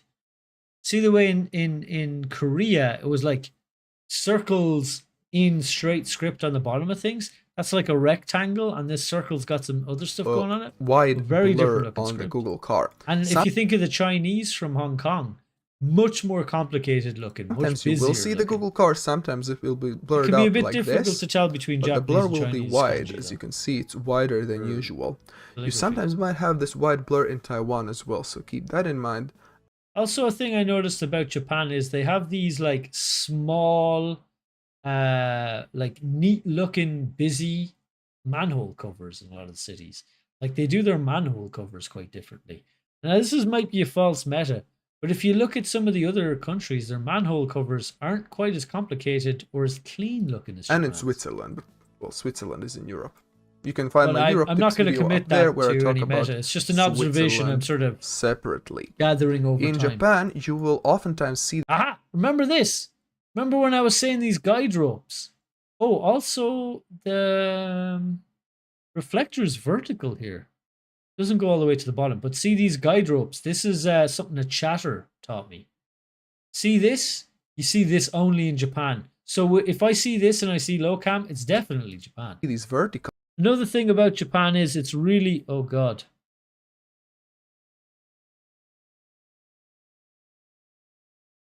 I think my contact just popped the fuck out of my eye.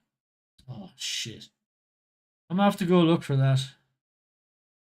Hopefully it's not still in my eye. No, it's not. Yeah, give me a sec. I'm gonna transition. I'm gonna take a little break and go and find my contact. But because it's on me somewhere. I'm gonna have to go and search for it. Ugh. Let's do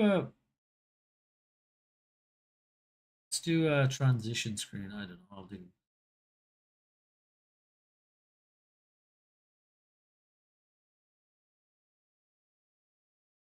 I have an ending screen. I forgot the be right back screen. I forgot when I redid the whole thing. I forgot the be right back screen. So let's run an ad, and I'll be back in a minute or two. I will be back. Oh no, I do have a be right back screen. Awesome. So yeah, thanks a million for watching. I'll be back in. Give me 2 minutes to find this contact lens and go for a pee. I'll run an ad while this is happening, so we're not interrupted in the future.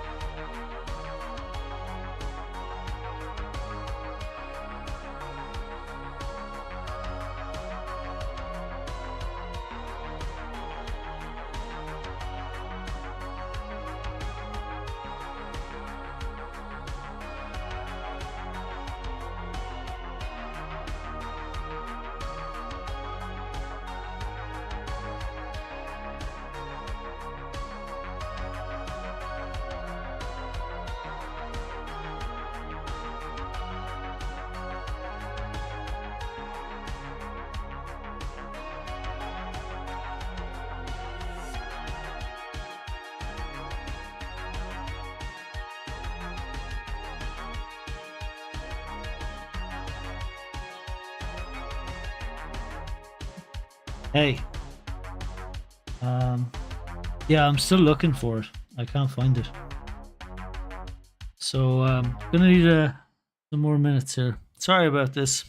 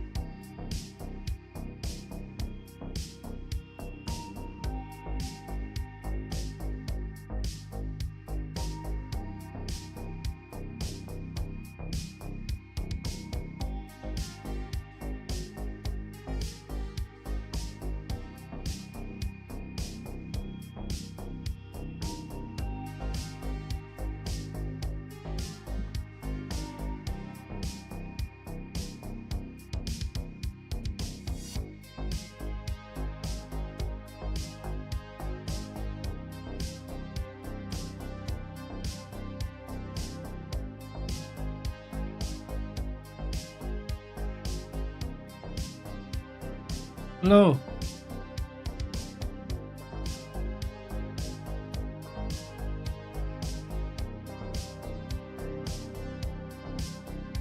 Hi. I didn't have my earphones in. I found it. It took me ages. I stuck the other one in. I cleaned it off. It was under my computer. Like down and to the right. I thought it might have landed on my desk or on me because that's obvious. No, it landed like down here somewhere. Took me ages to find it. Holy shit. And they're worth hundreds each. So the fact that it just pops out of your eye at a random interval is really bad. It means that I can't trust it to go outside. Like I went to go for a walk with it the other day just so I could, like, kind of fascinated with having vision again recently. Well, since I got them. Oh god, I'm sweating now. Very warm today. The wind is very warm. It's one of the warmer days we've had. And there's a storm coming, so it's like pre-storm sort of warm wind. Oh man, I stuck the other one in now just because I need to give it practice in the day. And I'm cautious because it always feels like it's about to pop out in general, like at any random blink, and they're tiny, so they're so hard to find. Actually, there's an argument for moving forward a bit, so if it does pop out, it'll land on my desk. I got Mochi outside meowing to get in. It's like, go around! I'm busy. Also, you're not allowed in here when I'm streaming because you're chaos incarnate. Okay, well, hopefully this contact settles. Really sorry for the wait. It just sucks, but it is what it is. On top of that, I was bursting to go to the toilet, so I had to kind of take care of that as a priority as well. I didn't even realize until I stopped streaming how much, or till I started looking, how badly it was. Well, thanks for sticking around, Shane and Cat Moose and one other person. I presume it's maybe Lucy or something. Thanks for that.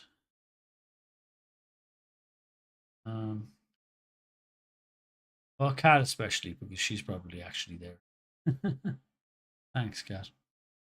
We lost everybody else. I'm not surprised. It was quite I don't know how long I was gone. I was gone like 10-15 minutes anyway. But this is the danger, like, just because you've got eyesight some of the time. So far now, I think the goal, I don't know, when I went to the eye and ear, they seemed like just confident it would stay in. And I could be able to wear it for long hours. They said to just like build it up over time. But I have no confidence this will stay in my eye. Like, enough that I wouldn't leave the house with it in. And I tried the other day, but I was like, nah, bro, if I lose this out in the concrete, it's GG. So I just turned around after 100 meters. No, bro, what am I like? I watched too many fucking Dude Bros, apparently. Woo! Shall we finish the Geopeter and then, I don't know, do some geoguessing or something? That's kind of throwing me for a loop now. I need to chill. So I've got the right one in now, which means that I've got slightly better vision. I don't dare put them both in at the same time yet, because that definitely went badly earlier. Have we dropped any frames? The odd one. 0.3% of frames dropped. Pretty good. Woo! Yeah, I guess we should continue. Is the browser source still there? It is. What were we doing? Lines on the poles. Lines on poles. I should take that as a note. Line on pole. The poles aren't stripy, they're lined. That's a big tip and a detail that I forgot since. The lines are vertical.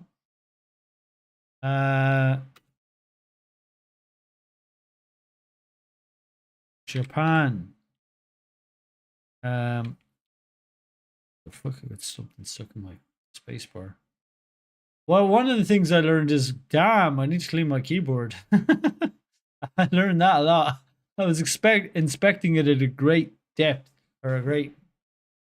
I re-inspected it many times because it's popped out of my eye before. Even this weekend, it's popped out of my eye. I was just sitting at my desk before. It can just happen at a random blink. And or if I like open my eye in a weird way, it's just precarious, let's put it that way. Anyway, I found it on my keyboard. Twice so far I found it on my keyboard. And 2 different times it popped out of my eye. If I look downwards, it'll just fall out of my eye. Like if I tilt my head downwards with my eye open, it's likely just to fall out. Maybe that's what happened there. I like tilted downwards when I was looking at my keyboard, blinked too many times. Okay. Anyway, notes. All reflectors STU straight Japanese vertical. Now, why do I put it like that? Well, because straight Japanese vertical is weirdly easier to remember than vertical stripes. Because vertical stripes is boring, but if I say straight Japanese vertical, I think of like a horizontal slash. It's called what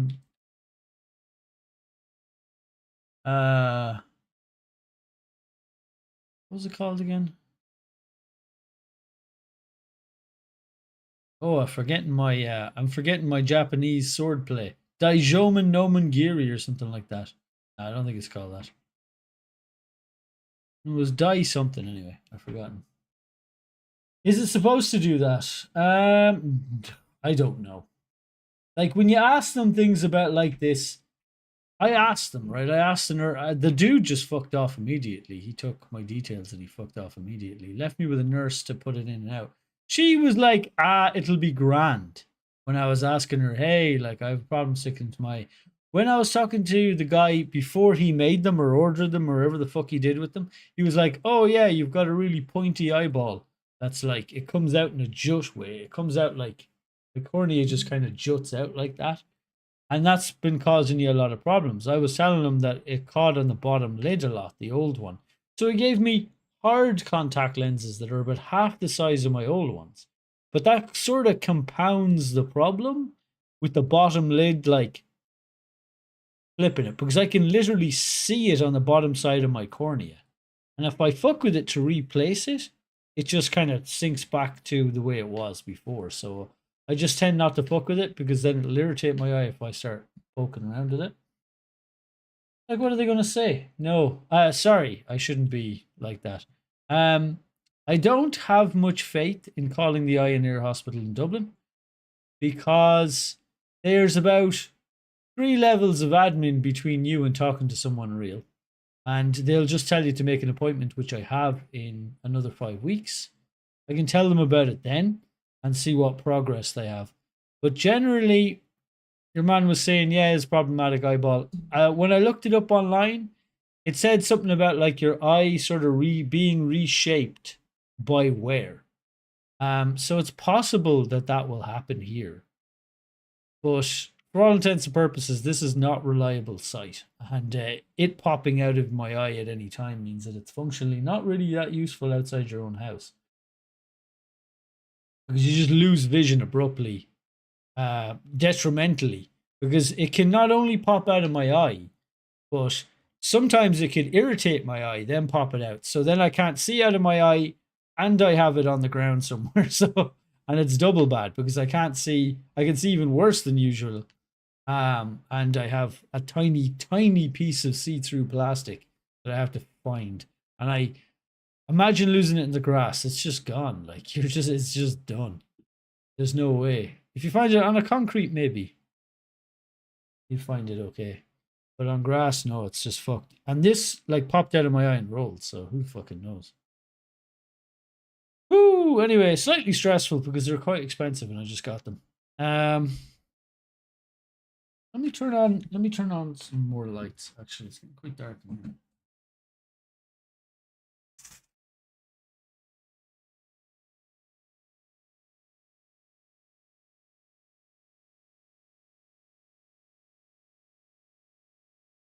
Okay, I'm back. Right, Japanese vertical lines.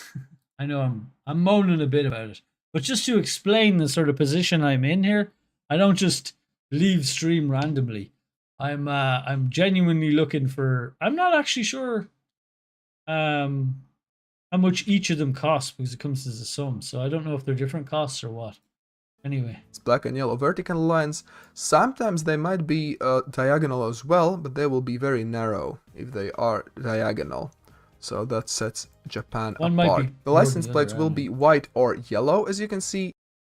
White or yellow license plates is something I didn't know, or rather, like I heard before, obviously because I've watched this before. But... Japanese language is also quite easy to tell apart. As you can see, we have lots of these like simpler looking. See how clean this looks comparative. Like that looks like it's straight out of Sri Lanka, though. That looks like an apple. But the rest of it is much simpler looking, cleaner looking, and there's no circles like there is in letters Korean. than Chinese characters. I do think this is a Chinese character, so there will be some Chinese characters in Japanese language. But if you see these, look at this one. This is a very complicated one here, but it's rare, right? It's far more looking letters. That is a very clean. good indication that you are in Japan as well. I hope you found these tips useful. Another Geoguessr tips video will appear on your screen less shortly. Complicated, I'll say. Huge thanks to all.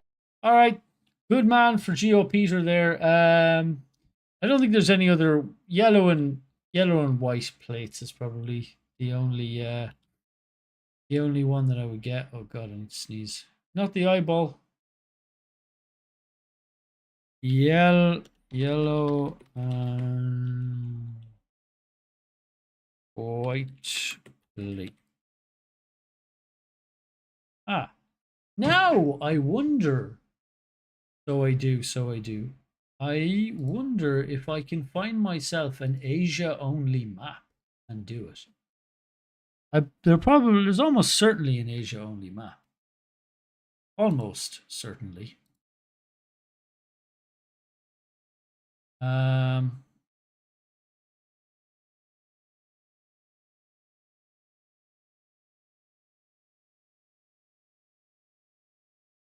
For some reason, my cursor keeps disappearing on this main screen. I don't know why. It is irritating. It's very irritating. Why do I say it like that? I don't know. No clue. World's a mad place. Yeah,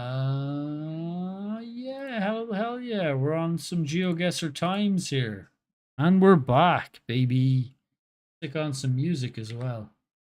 Probably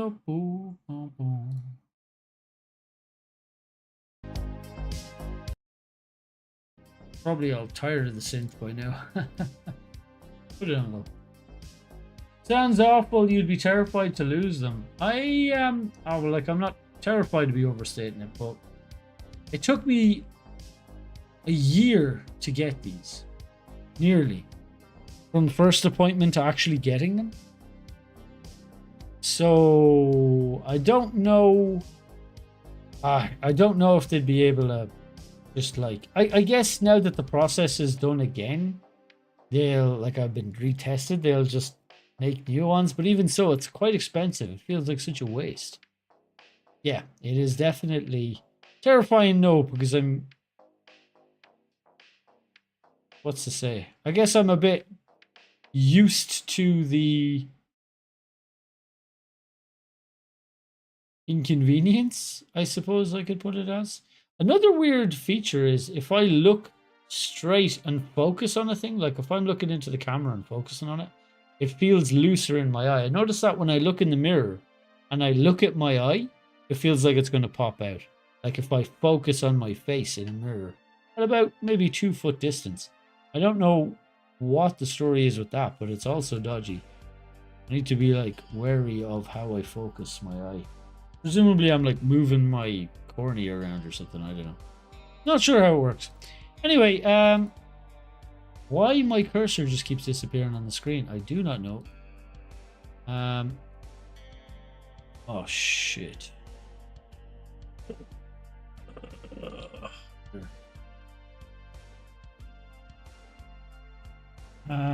Can I go back from this? Jesus. Okay, so I want classic maps. I want no move. And then I want to search. More maps. Is there a search? Asia. Aha. But I want like a mix. I don't want like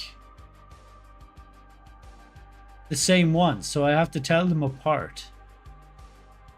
I saw Trevor do this. Oh, GeoRainbolt like types in maps somewhere. I'm not actually sure where in the interface this is. Oh God. When I blinked there, I could feel it on the edge. Anyway, so where does he here? Ah.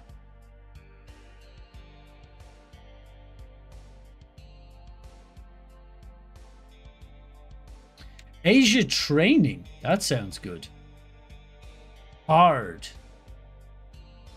Can I not like pick no panning, moving, or zooming? Don't. No move there. Or not NNPZ, just no move. Just no move. Okay, 19k is the highest score here. Jesus, that's actually pretty good though. So let's try out our Asia pick. What can we tell about this area? Where in Asia are we? Is this low camp? First things check. There's no point in checking the sun really too much because it's going to be in a similar position in the sky, judging by where the coverage is. The exception may be like Japan.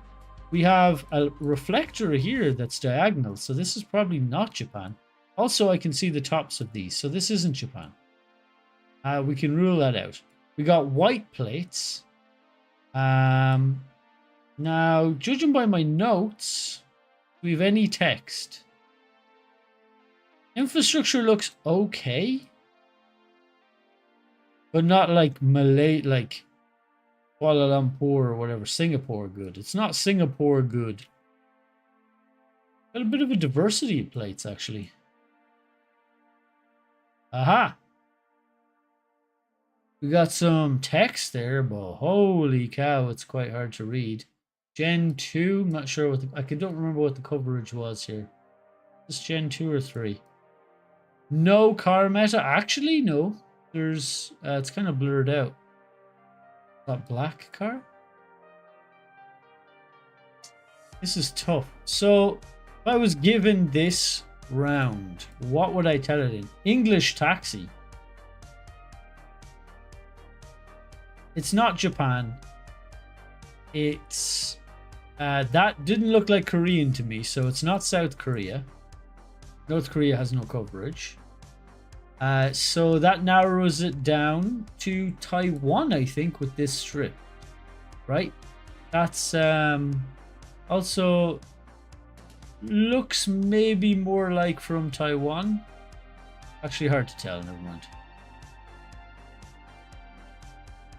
Anything else? What are our notes from Taiwan? Have a look at our notes, our Taiwanian notes.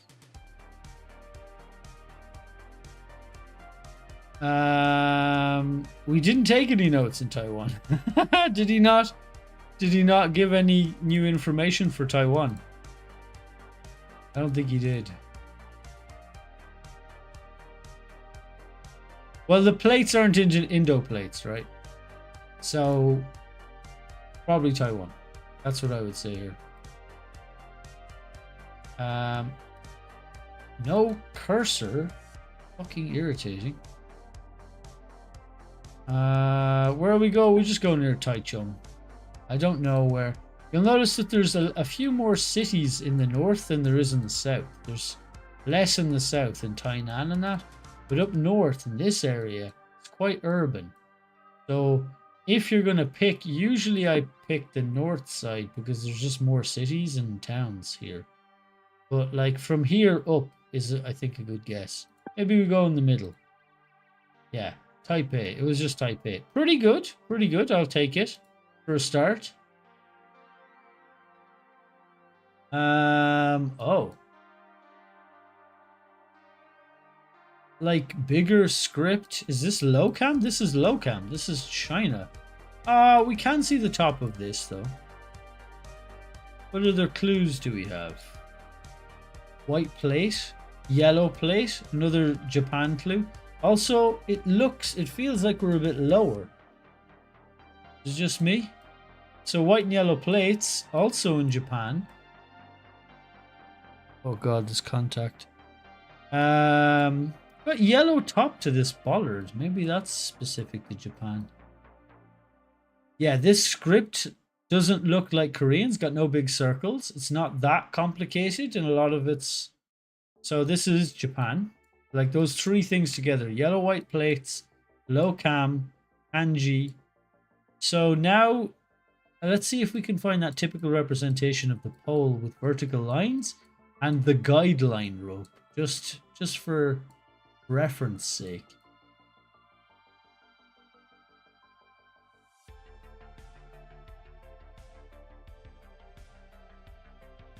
Got another very distinctive bollard here with a red top. Double yellow red top. Also in Japan, there are the poles I hear have plates on them with like some kanji and numbers on them. So you can tell them by their poles sometimes. This is 2023 coverage. Very recent. Alright, so the thing I know about region guessing Japan is this. There's big mountains in the north part of the land. So if you're near the mountains, you can maybe guess what side it goes. The mountains go nearly directly up the center of a lot of Japan, especially on the northern part. I'll show you here. See up here? I think, as far as I know, there's like a mountain range that goes all the way like this in Japan. This island is a full-on mountain range on the top as well, and it looks lower. It's kind of flatter around this part. The further you go south, see how long this island is. If we compare how long this is, it's as long as it is. This isn't Japan. This is Russia, by the way. Or maybe it is Japan. Actually, no. No, that's Russia. That's a Russian island. So look, from this northern island, we're at the altitude of like Oregon, which if you think of like pine trees and Vancouver and that, we're up at there. But as you get to the southern, and all of these islands are also Japan, this is where like Okinawa is, where the American military base is. Look how south this is, right? This is in Mexico.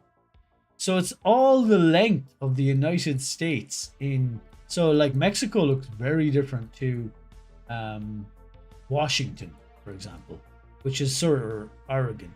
So basically when you're down here, it's very tropical looking. Also, most of the coverage I noticed doesn't usually go onto this Kagoshima, Fukuoka. It doesn't. It's less often on this part, but this is way more tropical looking because if you look at its latitude here, we head over. Look at Hawaii. It'll look way more like Hawaii the further south you get, and the further north you get, it looks more like pines and colder regions, but it looks way more like Oregon. So that's what I know about region guessing. So if we look around, we don't see that many pines, but we don't see that many palms either. And winter is coming in tropical settings. So if we're further south, the season will be more like... The seasons in tropical settings are different. It's going to be more like rainy and dry season, right? But when you go further north, you have like 4 more distinct seasons, like summer, autumn, blah, blah, winter, spring. So here it's like very winter looking. So my thinking is, since there's no pine trees and it's very winter looking and it's more like pine, we're probably more of the latitude of like Oregon, northern California. So we're probably up here. So I'm going to go over here and it's quite flat, and we'll see like the greener region here is probably where the mountain is. So as further you go north, we're going to go like to this. I think this area here might be flat. I'm not sure though. We're going to go like there. I know it's just way further down near Tokyo. But now we know that Tokyo is on the latitude of Los Angeles. Ah, okay. Maybe my theory's wrong and the climate's really different. That's what I thought I knew about this. But still, we got the right land. Here, Korean. Look at the circles. Eggs, circles, eggs and circles. Very instantly, I know this is South Korea. Just looking at that text. All right. So where? Well, I know South Korea is quite mountainous in general in a lot of the place. So if we go to South Korea here, as far as I know, most of the center is all hills and mountains around here. So if we look, can we see the sea and in what direction? This is a very big city. So we're probably in just Seoul. Do we see any seaside?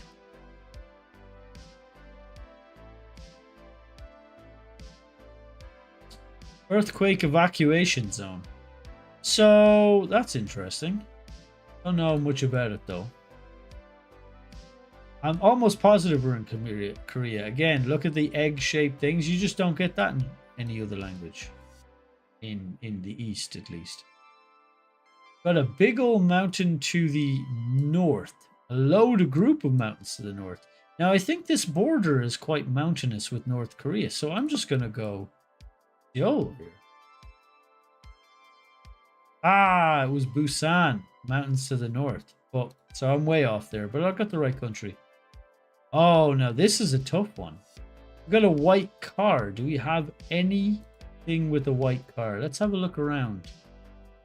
Can we tell anything about the infrastructure here? This looks like a rice paddy, which you'll get everywhere in most of these countries. Well, look at this. This doesn't look like Cambodia. Remember when we looked at Bhutan? Do you ever see this in Bhutan? No, they're like one-offs. No giant apartment blocks.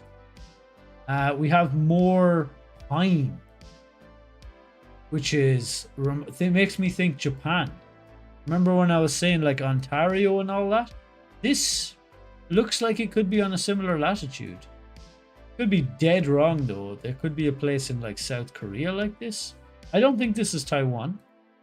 The road looks quite neat and clean, but like it looks like kind of old infrastructure, which makes me think of Japan as well.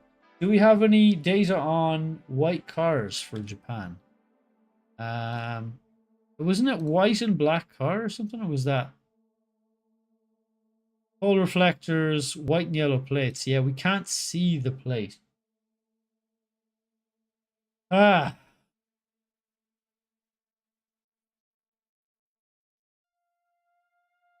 Oh man, that contact lens really cooked me, eh? Fucking everybody's fucked off now.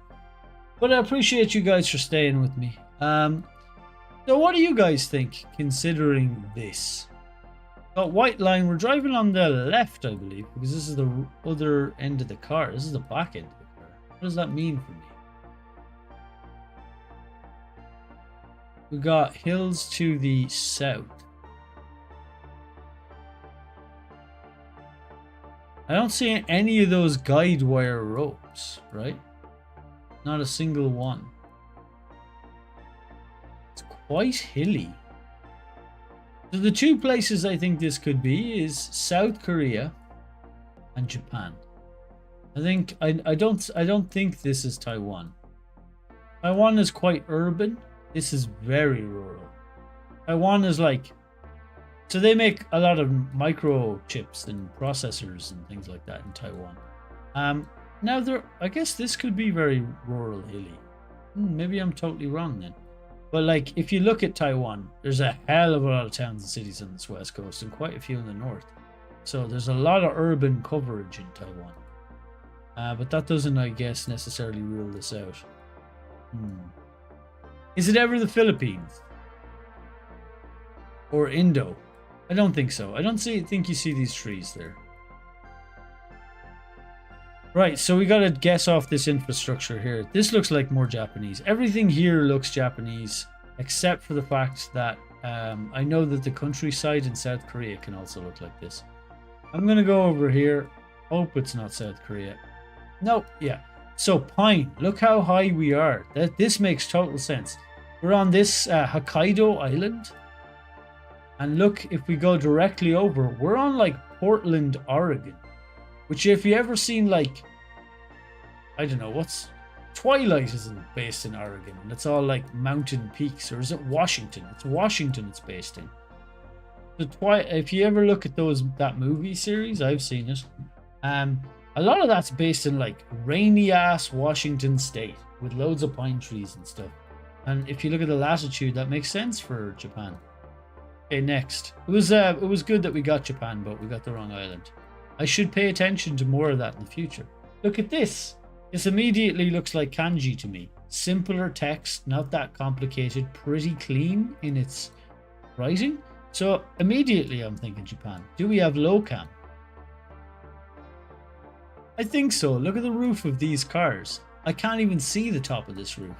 Normally a Google car goes around, and when you look at the shadow on the ground, which we can't see here, you can see like a big rig on top with like a ball mounting in the shadow. And that's because it's way up on top. But the Japanese cam, I think, is mounted directly to the roof of like a sedan type car. Again, we don't see any meta here. The thing is completely blurred out. We're driving on the left. So Japan drives on the left, apparently. That I don't have in my notes, and I don't know.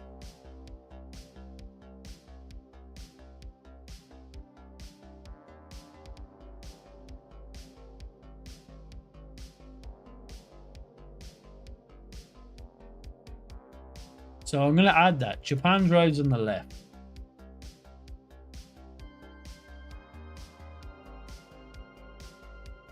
I'm just trying to discern more about... I think this is Generation 3 coverage. Because if you remember from our Generation coverage thing, it said that Generation 3 has very washed out colors. And I would agree there.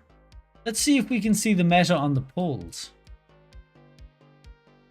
No vertical strips. Where the fuck is my cursor? Bit of English there. On the back of the truck. Yellow bollards. They seem to use a lot of yellow in their bollards in Japan with a little bit of red on top. This may be a typical Japanese bollard. I'm like learning this, you know, as I go. Ah, there. Wait, is that a pole? I think that is. That's for a tree. Wait, I'm confused about that. Anything else? I mean, like, I'm confident it's Japan. We got a white plate here. We got a yellow plate here. White and yellow plates. That's also Japanese. This all helps, like, put together a picture. That's like a European caution sign, which has caught me out a few times because Japan also uses a sign like that, which is sort of confusing. Also, this could be Europe. Like, if you were to look at these bushes here, you'd be like, yeah, that could be Europe. I could see it. But we've got a lot of infrastructure here to say. Also, if you notice, there's not a single... Is that a yellow line or a white line? Not sure if they're yellow lines. They're only white lines. So here it's quite hilly. And again, it looks like we're in the northern part of the country. Now, when we looked at this before, it was near Tokyo. So I might go near there this time again. Remember when we were looking at like round 1? The trees were a nice mixture like this. And it was on this latitude. Ah, no, it was... what is this island called? Kochi? Kochi Island? Kagawa? I remember playing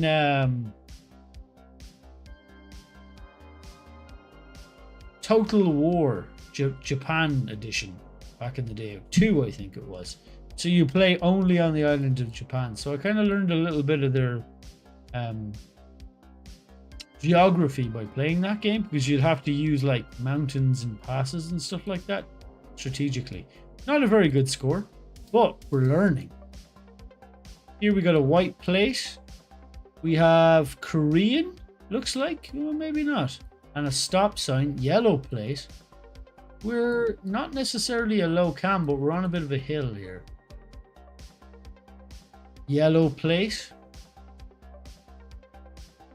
I think this might be Japanese. This isn't Korean. Because there's no circles, right? It's a square. That looks like Taiwanese though. That doesn't look like Japanese here. Also, that's a Malaysian plate. Now I'm really confused. Here we go. Sung Hu Kai Properties Limited, Valiant Industrial Center. Well, that is Chinese. Sun Hung Kai? That's as Chinese as it gets. So we're in probably Hong Kong. They also have yellow plates in Hong Kong. Yellow plate, yellow plate. Remember, we're learning they have English plates. So yellow back, white front. That is the way English plates go. That's British plates and British infrastructure. So this is Hong Kong. We're downtown Hong Kong here, judging by all the... Although most of Hong Kong is very...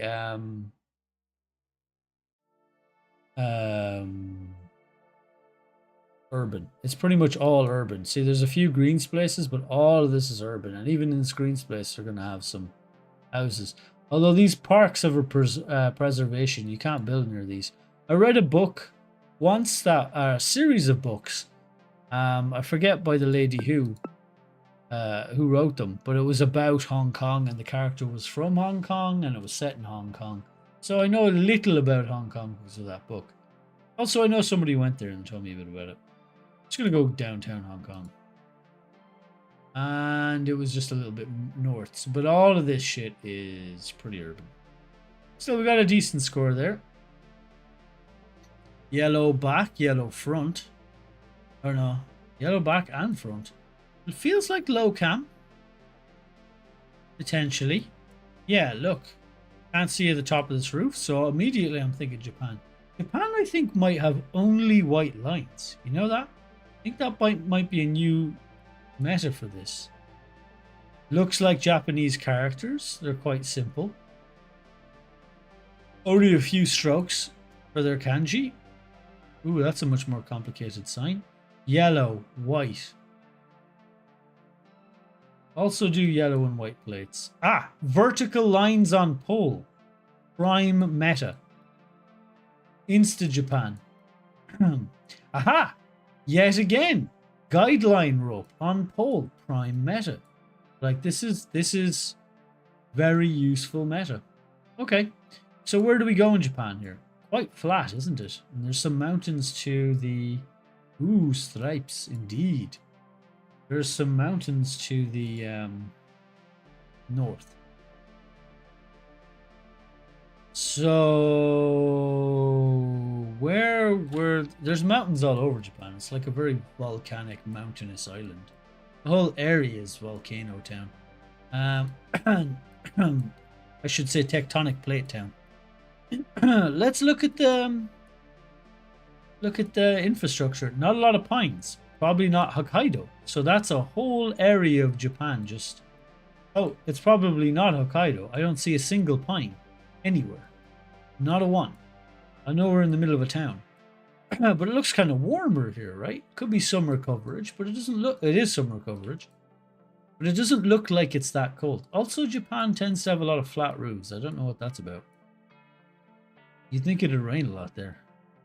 I don't know how they don't suffer from a lot of leaks. Good drainage, maybe. Looks like a pretty big boulevard. Again, all white lines. We have a yellow... Look at this. This is an American style water main thing. I can't think of the name of that thing right now. It's just totally gone out of my head. So where in Japan are we? Well, we're kind of learning the meta as we go. So, like, to be real, we can hedge center here, and we're likely to get a higher score. Educated guess, I think we are in this area. From Nagoya to North Tokyo. We could be anywhere in between. That's my guess. Oh my god, it's the island that I said we weren't in. We are in it.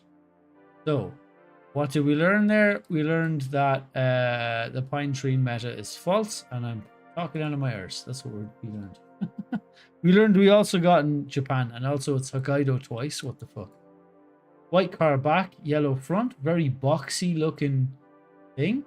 Japanese do a lot of these because they make their own cars, right? They're a huge car manufacturer. They make domestic models of like boxy little tiny cars. And they ship them around Asia in fairness, but they're heavily used in Japan. Let's look at the script. It does look a little simpler. Judging by this, see these like 9 character here? Looks like Japanese to me. Little bow here, very Japanese. Little helmet as well, very Japanese. So, where are we here? Well, Japan. But where? Now, let's see if we can spot some more meta. No reflectors on poles. We're in a pretty rural area here, so the reflector meta may be false. Oh god, my eyes. Don't fall out. Remember when I said there was plates on electricity pole with kanji on them? Typical. This is a different... I learned this off a different video or watching Trevor or something. I forget where I learned it. But these plates, all white lines. Oh, yeah, and the last one, driving on the left. Well, this is a single track line. We can look at the signs down here. We might be able to see. I think that's on the left. Actually, I don't know if that's on the left or the right. Not really saying. But all white lines again. Infrastructure's got these like multi-tiered roofs. So for some reason here, I'm thinking it's on Kagawa. I don't know why, but I'm just going to go Kagawa here. It just felt like that. It's Okayama. Huh. It gave me those vibes of that area of Japan. It's sort of like, what would be the word for it? Like, full of trees that look, it looks verdant. It looks quite wet in this area of Japan. It looks like that. It's hard to describe. Yellow line in the middle of the road. We haven't seen this in Japan yet. White plate on front. Nanyo snowplow station. Looks like Japanese text. There's no big circles. There's no eggs. Ministry of Land and Infrastructure and Transport in English. So we got English and Japanese on the sign there. Interesting. Quite flat. Few hills in the distance. Yellow on back, white on front. Oh. Put a yellow line in the middle of the road. See this like little boxy car as well. Remember what I was saying about the cars? We look in the car park. Again, these like... it's a little bigger. Yeah, sort of like nippy. This actually might be Thai. I know, the script just looks so Japanese though. Got like a simple square. We got this like TP looking thing. I think we're still in Japan. We have not seen like an orange line like this in Japan yet though. Got a yellow reflector. They really like their yellow on their bollards. White reflector just to make light to it. Do we see any pole meta? No.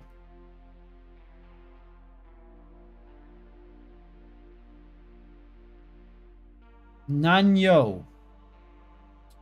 Where is Nanyo? Well, it looks like mountains.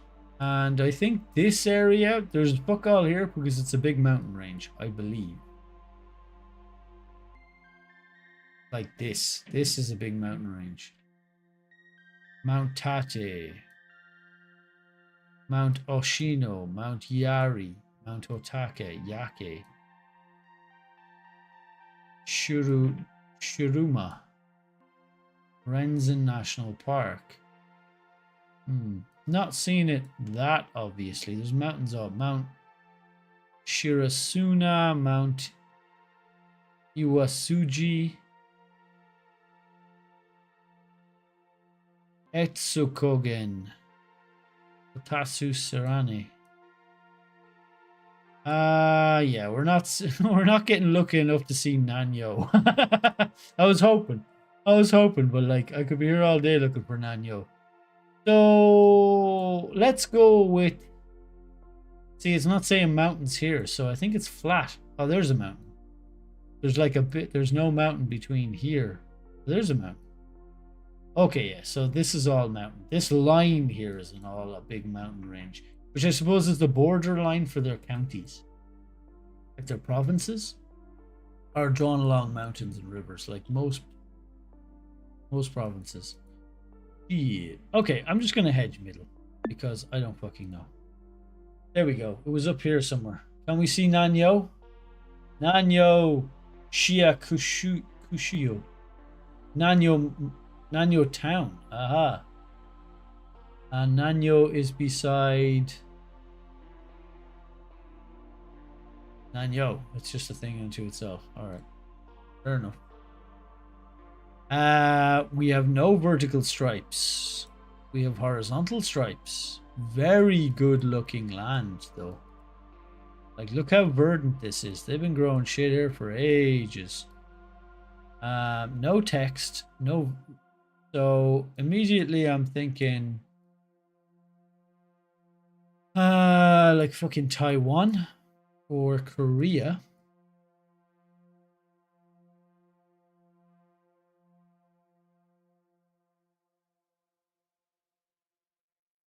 I thought this spec was on my computer screen. Just a bird. Look at these. Look at these pagoda houses. These are very interesting. This looks like a lot more than you'd see in a Japanese typical thing. Interesting. This looks pretty typically, like you can see this in Japan, although maybe not this little porch situation. A ladder up to their roof. So I reckon this is, this is a bit interesting. Look at the palm trees. So we're quite far south here, right? We're probably way more likely Taiwan based on the zigzaggy thing. So I'm going to go Taiwan in the country somewhere. Where, I don't know, I go middle because I have no clue. We are in Taiwan.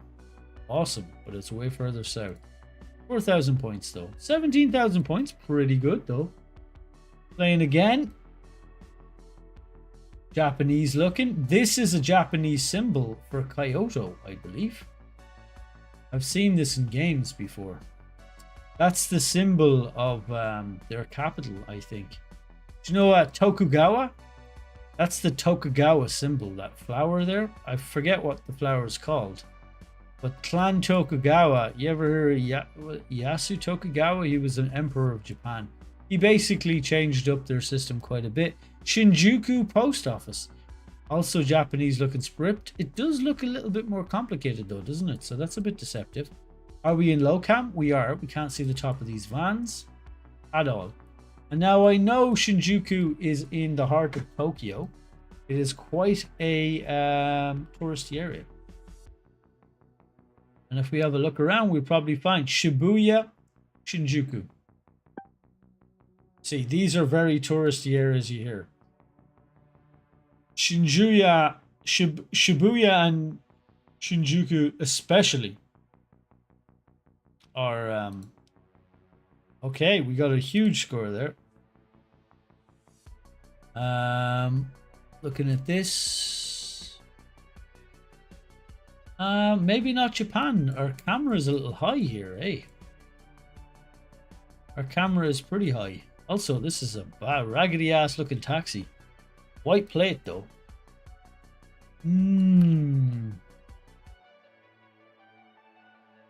I think we're in Taipei again. Or Taiwan again.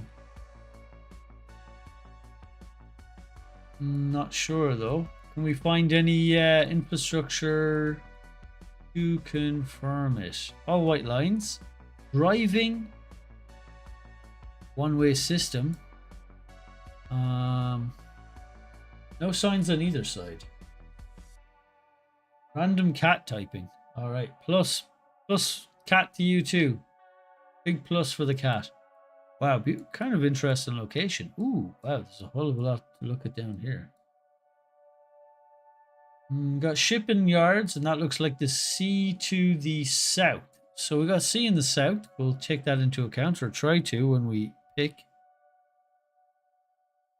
I'm pretty sure that's going out to sea in the direct south there. Oh God, contact, don't pop out. Feeling a bit dodgy there. Okay.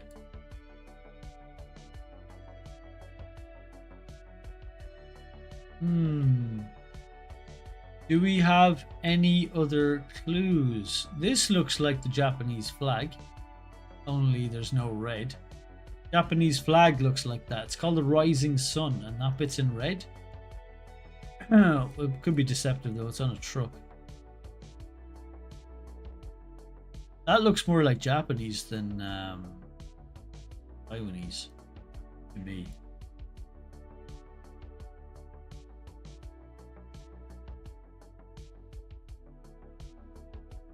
Really good infrastructure there with these bridges. They cost millions upon millions to create in the 90s, I'd say. Reduce speed now in English. Taxi also in English. White plate, green plate.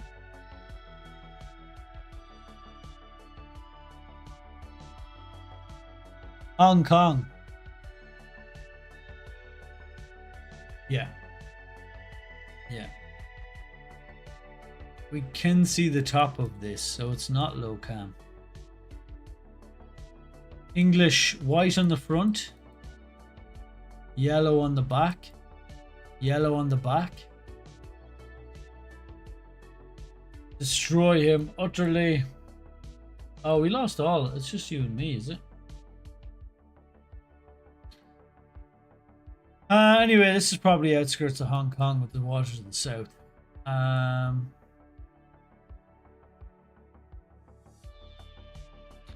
Hong Kong port. Here, maybe? A lot of bridges around here.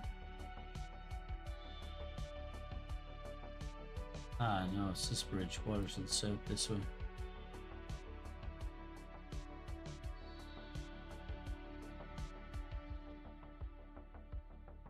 We're driving on the left, all white lines.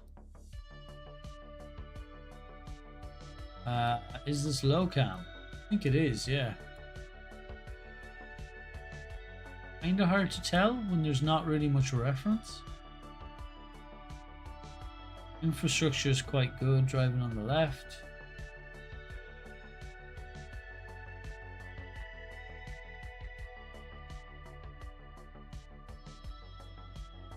No yellow plate on the back. Is it yellow back, white front?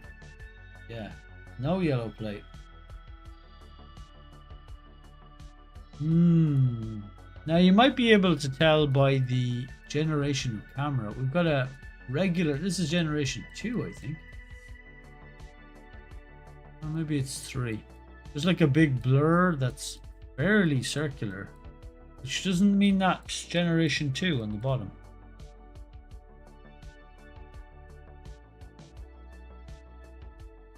Not that that tells me much because I don't know the camera generations in that area.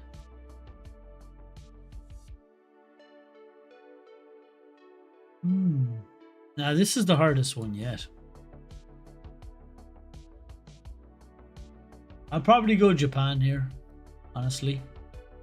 I think it's low cam.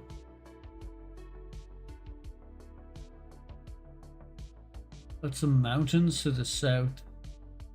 Kind of bigger trees, more autumny feel. So I'd probably go more north here. And it was north again. Wow, they love Hokkaido in this GeoGuessr. They absolutely love Hokkaido. Their favorite. Ion Terrace, Japanese looking. I think this is the symbol for man. You're wrong about that. What the fuck is going on here? I'm building a water slide. No, this is a funnel for flooding. Pedestrians in English?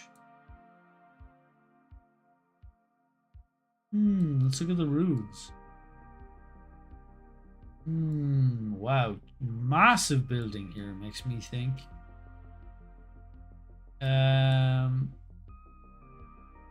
Wrong. This text doesn't though.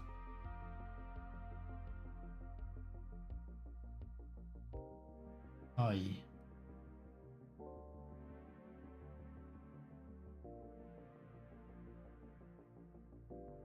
What is this? I can't even tell what that is.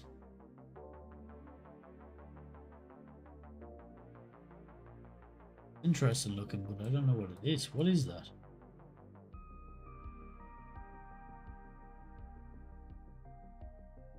Sticking their laundry out the window? What else would they be doing? Yeah, no, I'm stuck between Japan and Hong Kong here. This is very complicated looking text. This school promises graffiti is strictly prohibited.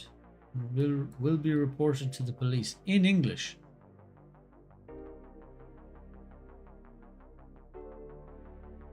What the hell is going on here?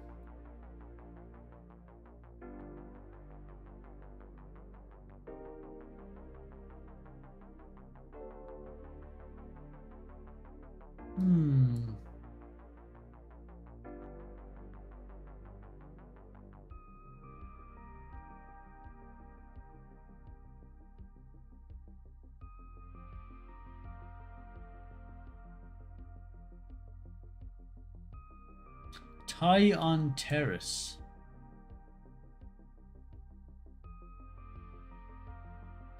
I think this is Hong Kong. I'm gonna take the risk. This is the hardest one yet. The biggest clue that I can tell. Oh wait, I didn't look down. It's foot cam coverage. The biggest clue is probably the text. This is a really complicated thing for kanji. This is way more like kanji, but maybe there's harder to tell apart than I think. There's a lot of English here.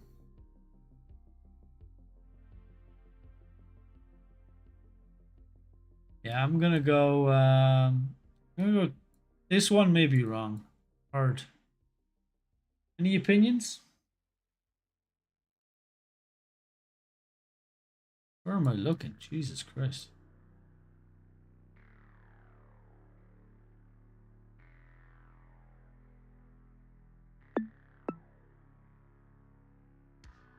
I'm gonna try. Yes, it was Hong Kong.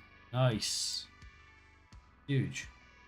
I think this is Japan. We got a little boxy car, yellow plate in front.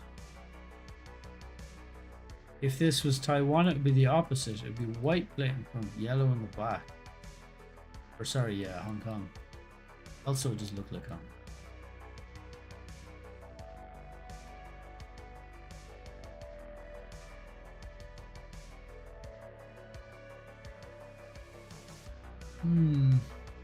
Looks pretty clean.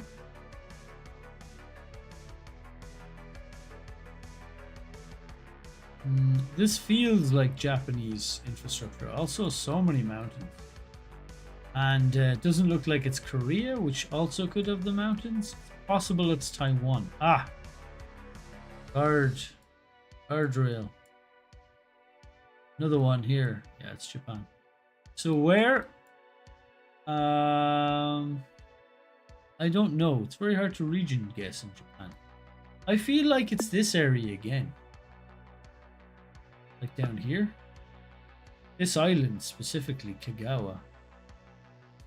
But I don't know Japan that well. Ah no, it was fucking...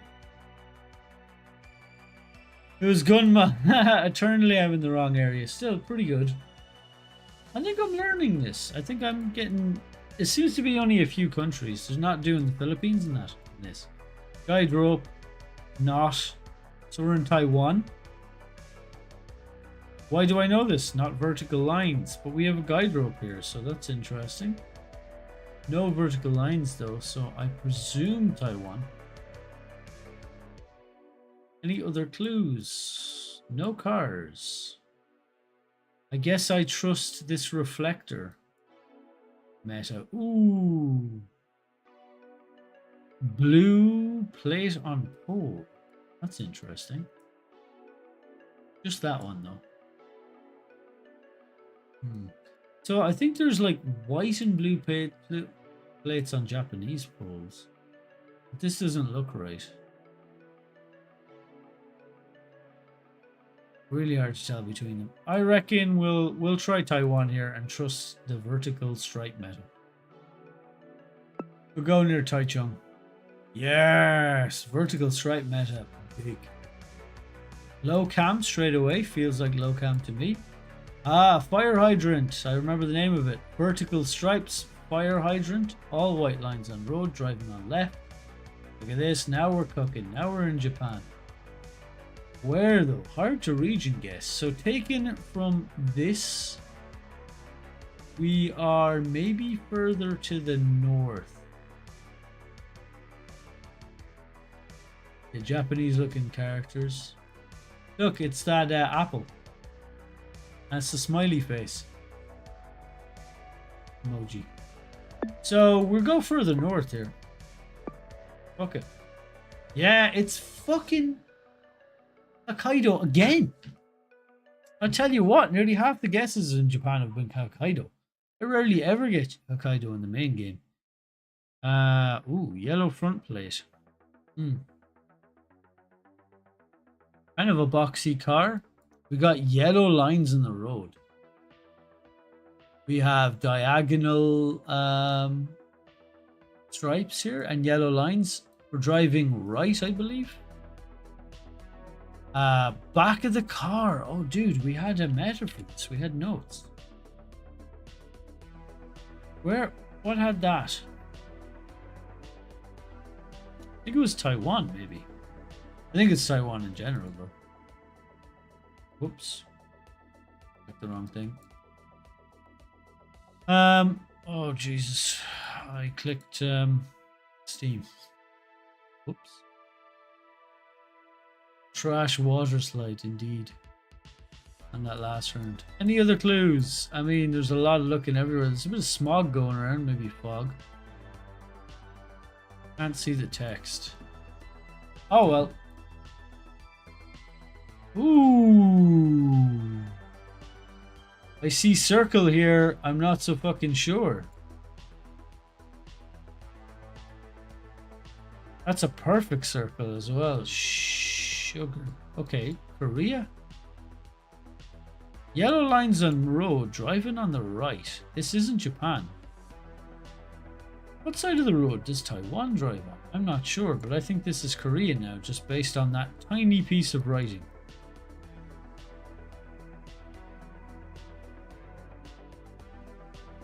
Could be just a bait. We'll go Korea. Where fucking beats me, mate. It was Korea, just based on that tiny piece of writing and some other little bits. But yeah, actually pretty good points there. Right. I think the top of the leaderboard here, 19,000 points. I've come close to that. This says Sapporo. It says Poca Sapporo, which is a Japanese beer, and Sapporo Island is this top one here. So I'm actually just going to go Sapporo here. And it's just Tokyo, so fuck me and my face. Fuck's sake. Well, GG. I got the right country at least. Oh, Jesus Christ. Okay. We're at head height. I think this is Japan just based on low cam alone. Also looks very green and verdant. What else can we tell? We got yellow paint. They love yellow paint. No line in the road. Old, pretty good infrastructure. We got a plate and a pole here. Plate and a pole.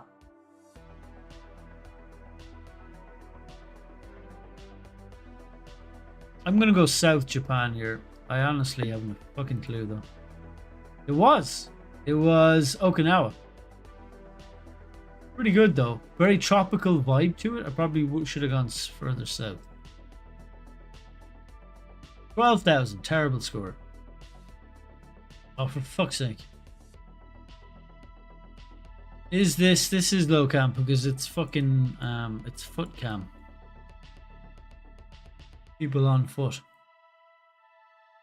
Bamboo. Didn't tell me much. This green ass wall reminds me of two places. One of them is Japan with the moss, and the other one's Hong Kong. Ooh, here we go. Ooh, that is a very complicated script, is it not? Very complicated.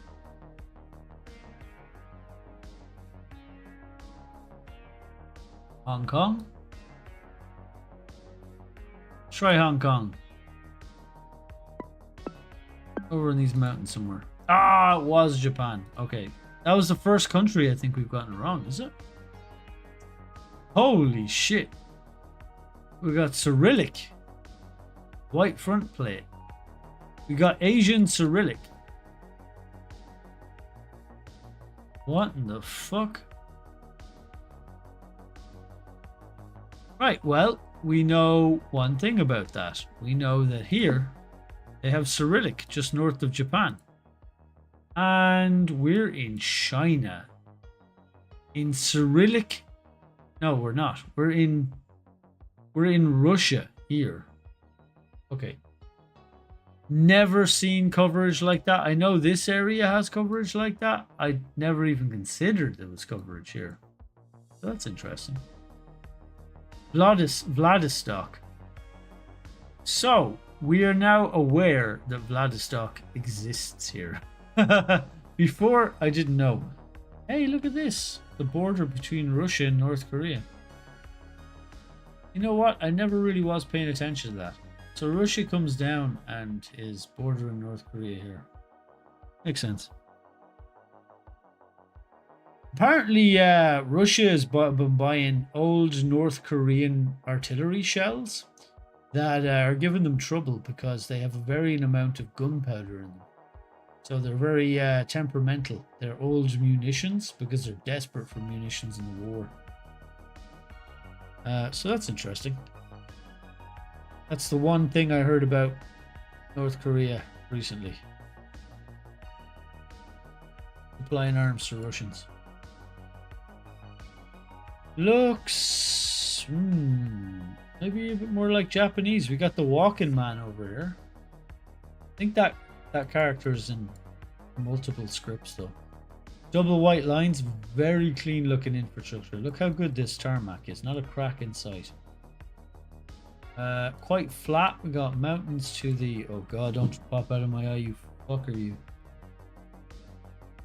Oh god. Okay. We got no lines on these yellow barriers.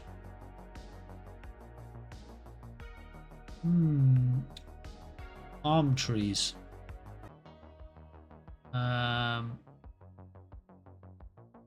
Oh, horizontal. Is that horizontal stripes? I think that might be horizontal stripes. Isn't? Oh yeah, horizontal. They're diagonal stripes. So this is Taiwan. So where in Taiwan? Fucking beats me. We just go to the countryside or somewhere. I don't know. South. So they've got like a flatter marshy area there.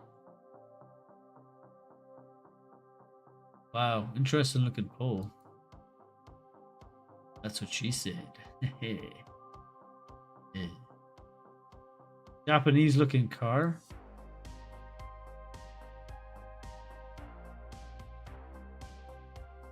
Did Twitch go blur? Oh, did that happen? Because I opened Steam? No, I didn't restart. Oh shit! Did my stream crash? Oh, I'm dropping crazy frames. Oh, damn. I didn't restart. No, it's just going crazy. Since we've got 0 viewers, I don't know what happened to it. That's unfortunate.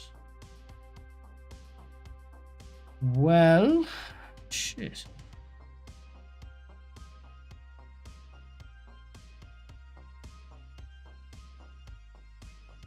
Has it? I'm dropping crazy frames here. Well, 26%. But it's not getting better. It's just going up. Yeah, I have 2 options here. I can restart and carry on, or I can end stream. I've been going for 3 hours or more, 3.5 hours this show. It's about time to end stream. We learned a lot today, though. I got nothing else on. I'm getting a bit hungry. The only thing. I think I started around 7. Do I restart? It's gonna be laggy. Nobody's watching at the moment anyway. I lost everybody in the great with my contact lens. Everybody else fucked off. So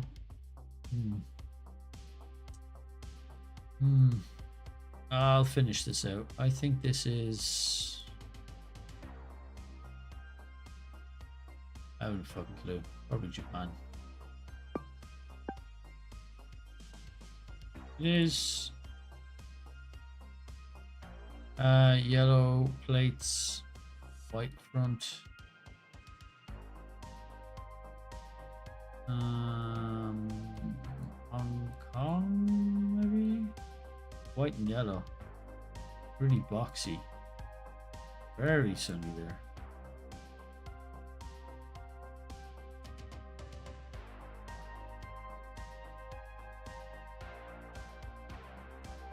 This is a tough one.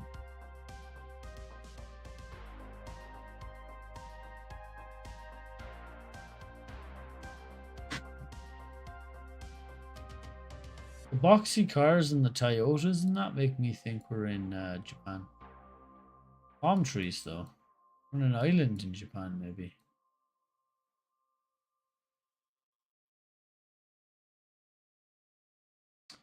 Maybe we're down near Okinawa again. Go down here. No. We're near Okayama. Alright, anyway, we learned some things. I think I'll just stop for now. It says I've only a few viewers anyway. But thanks everybody for watching. And yeah, I hope you have a good one, and I'll talk to you again soon. Yeah, I'm getting quite hungry, so I think I need to go and eat. Okay. Yeah, I'll see you later. Thanks for watching.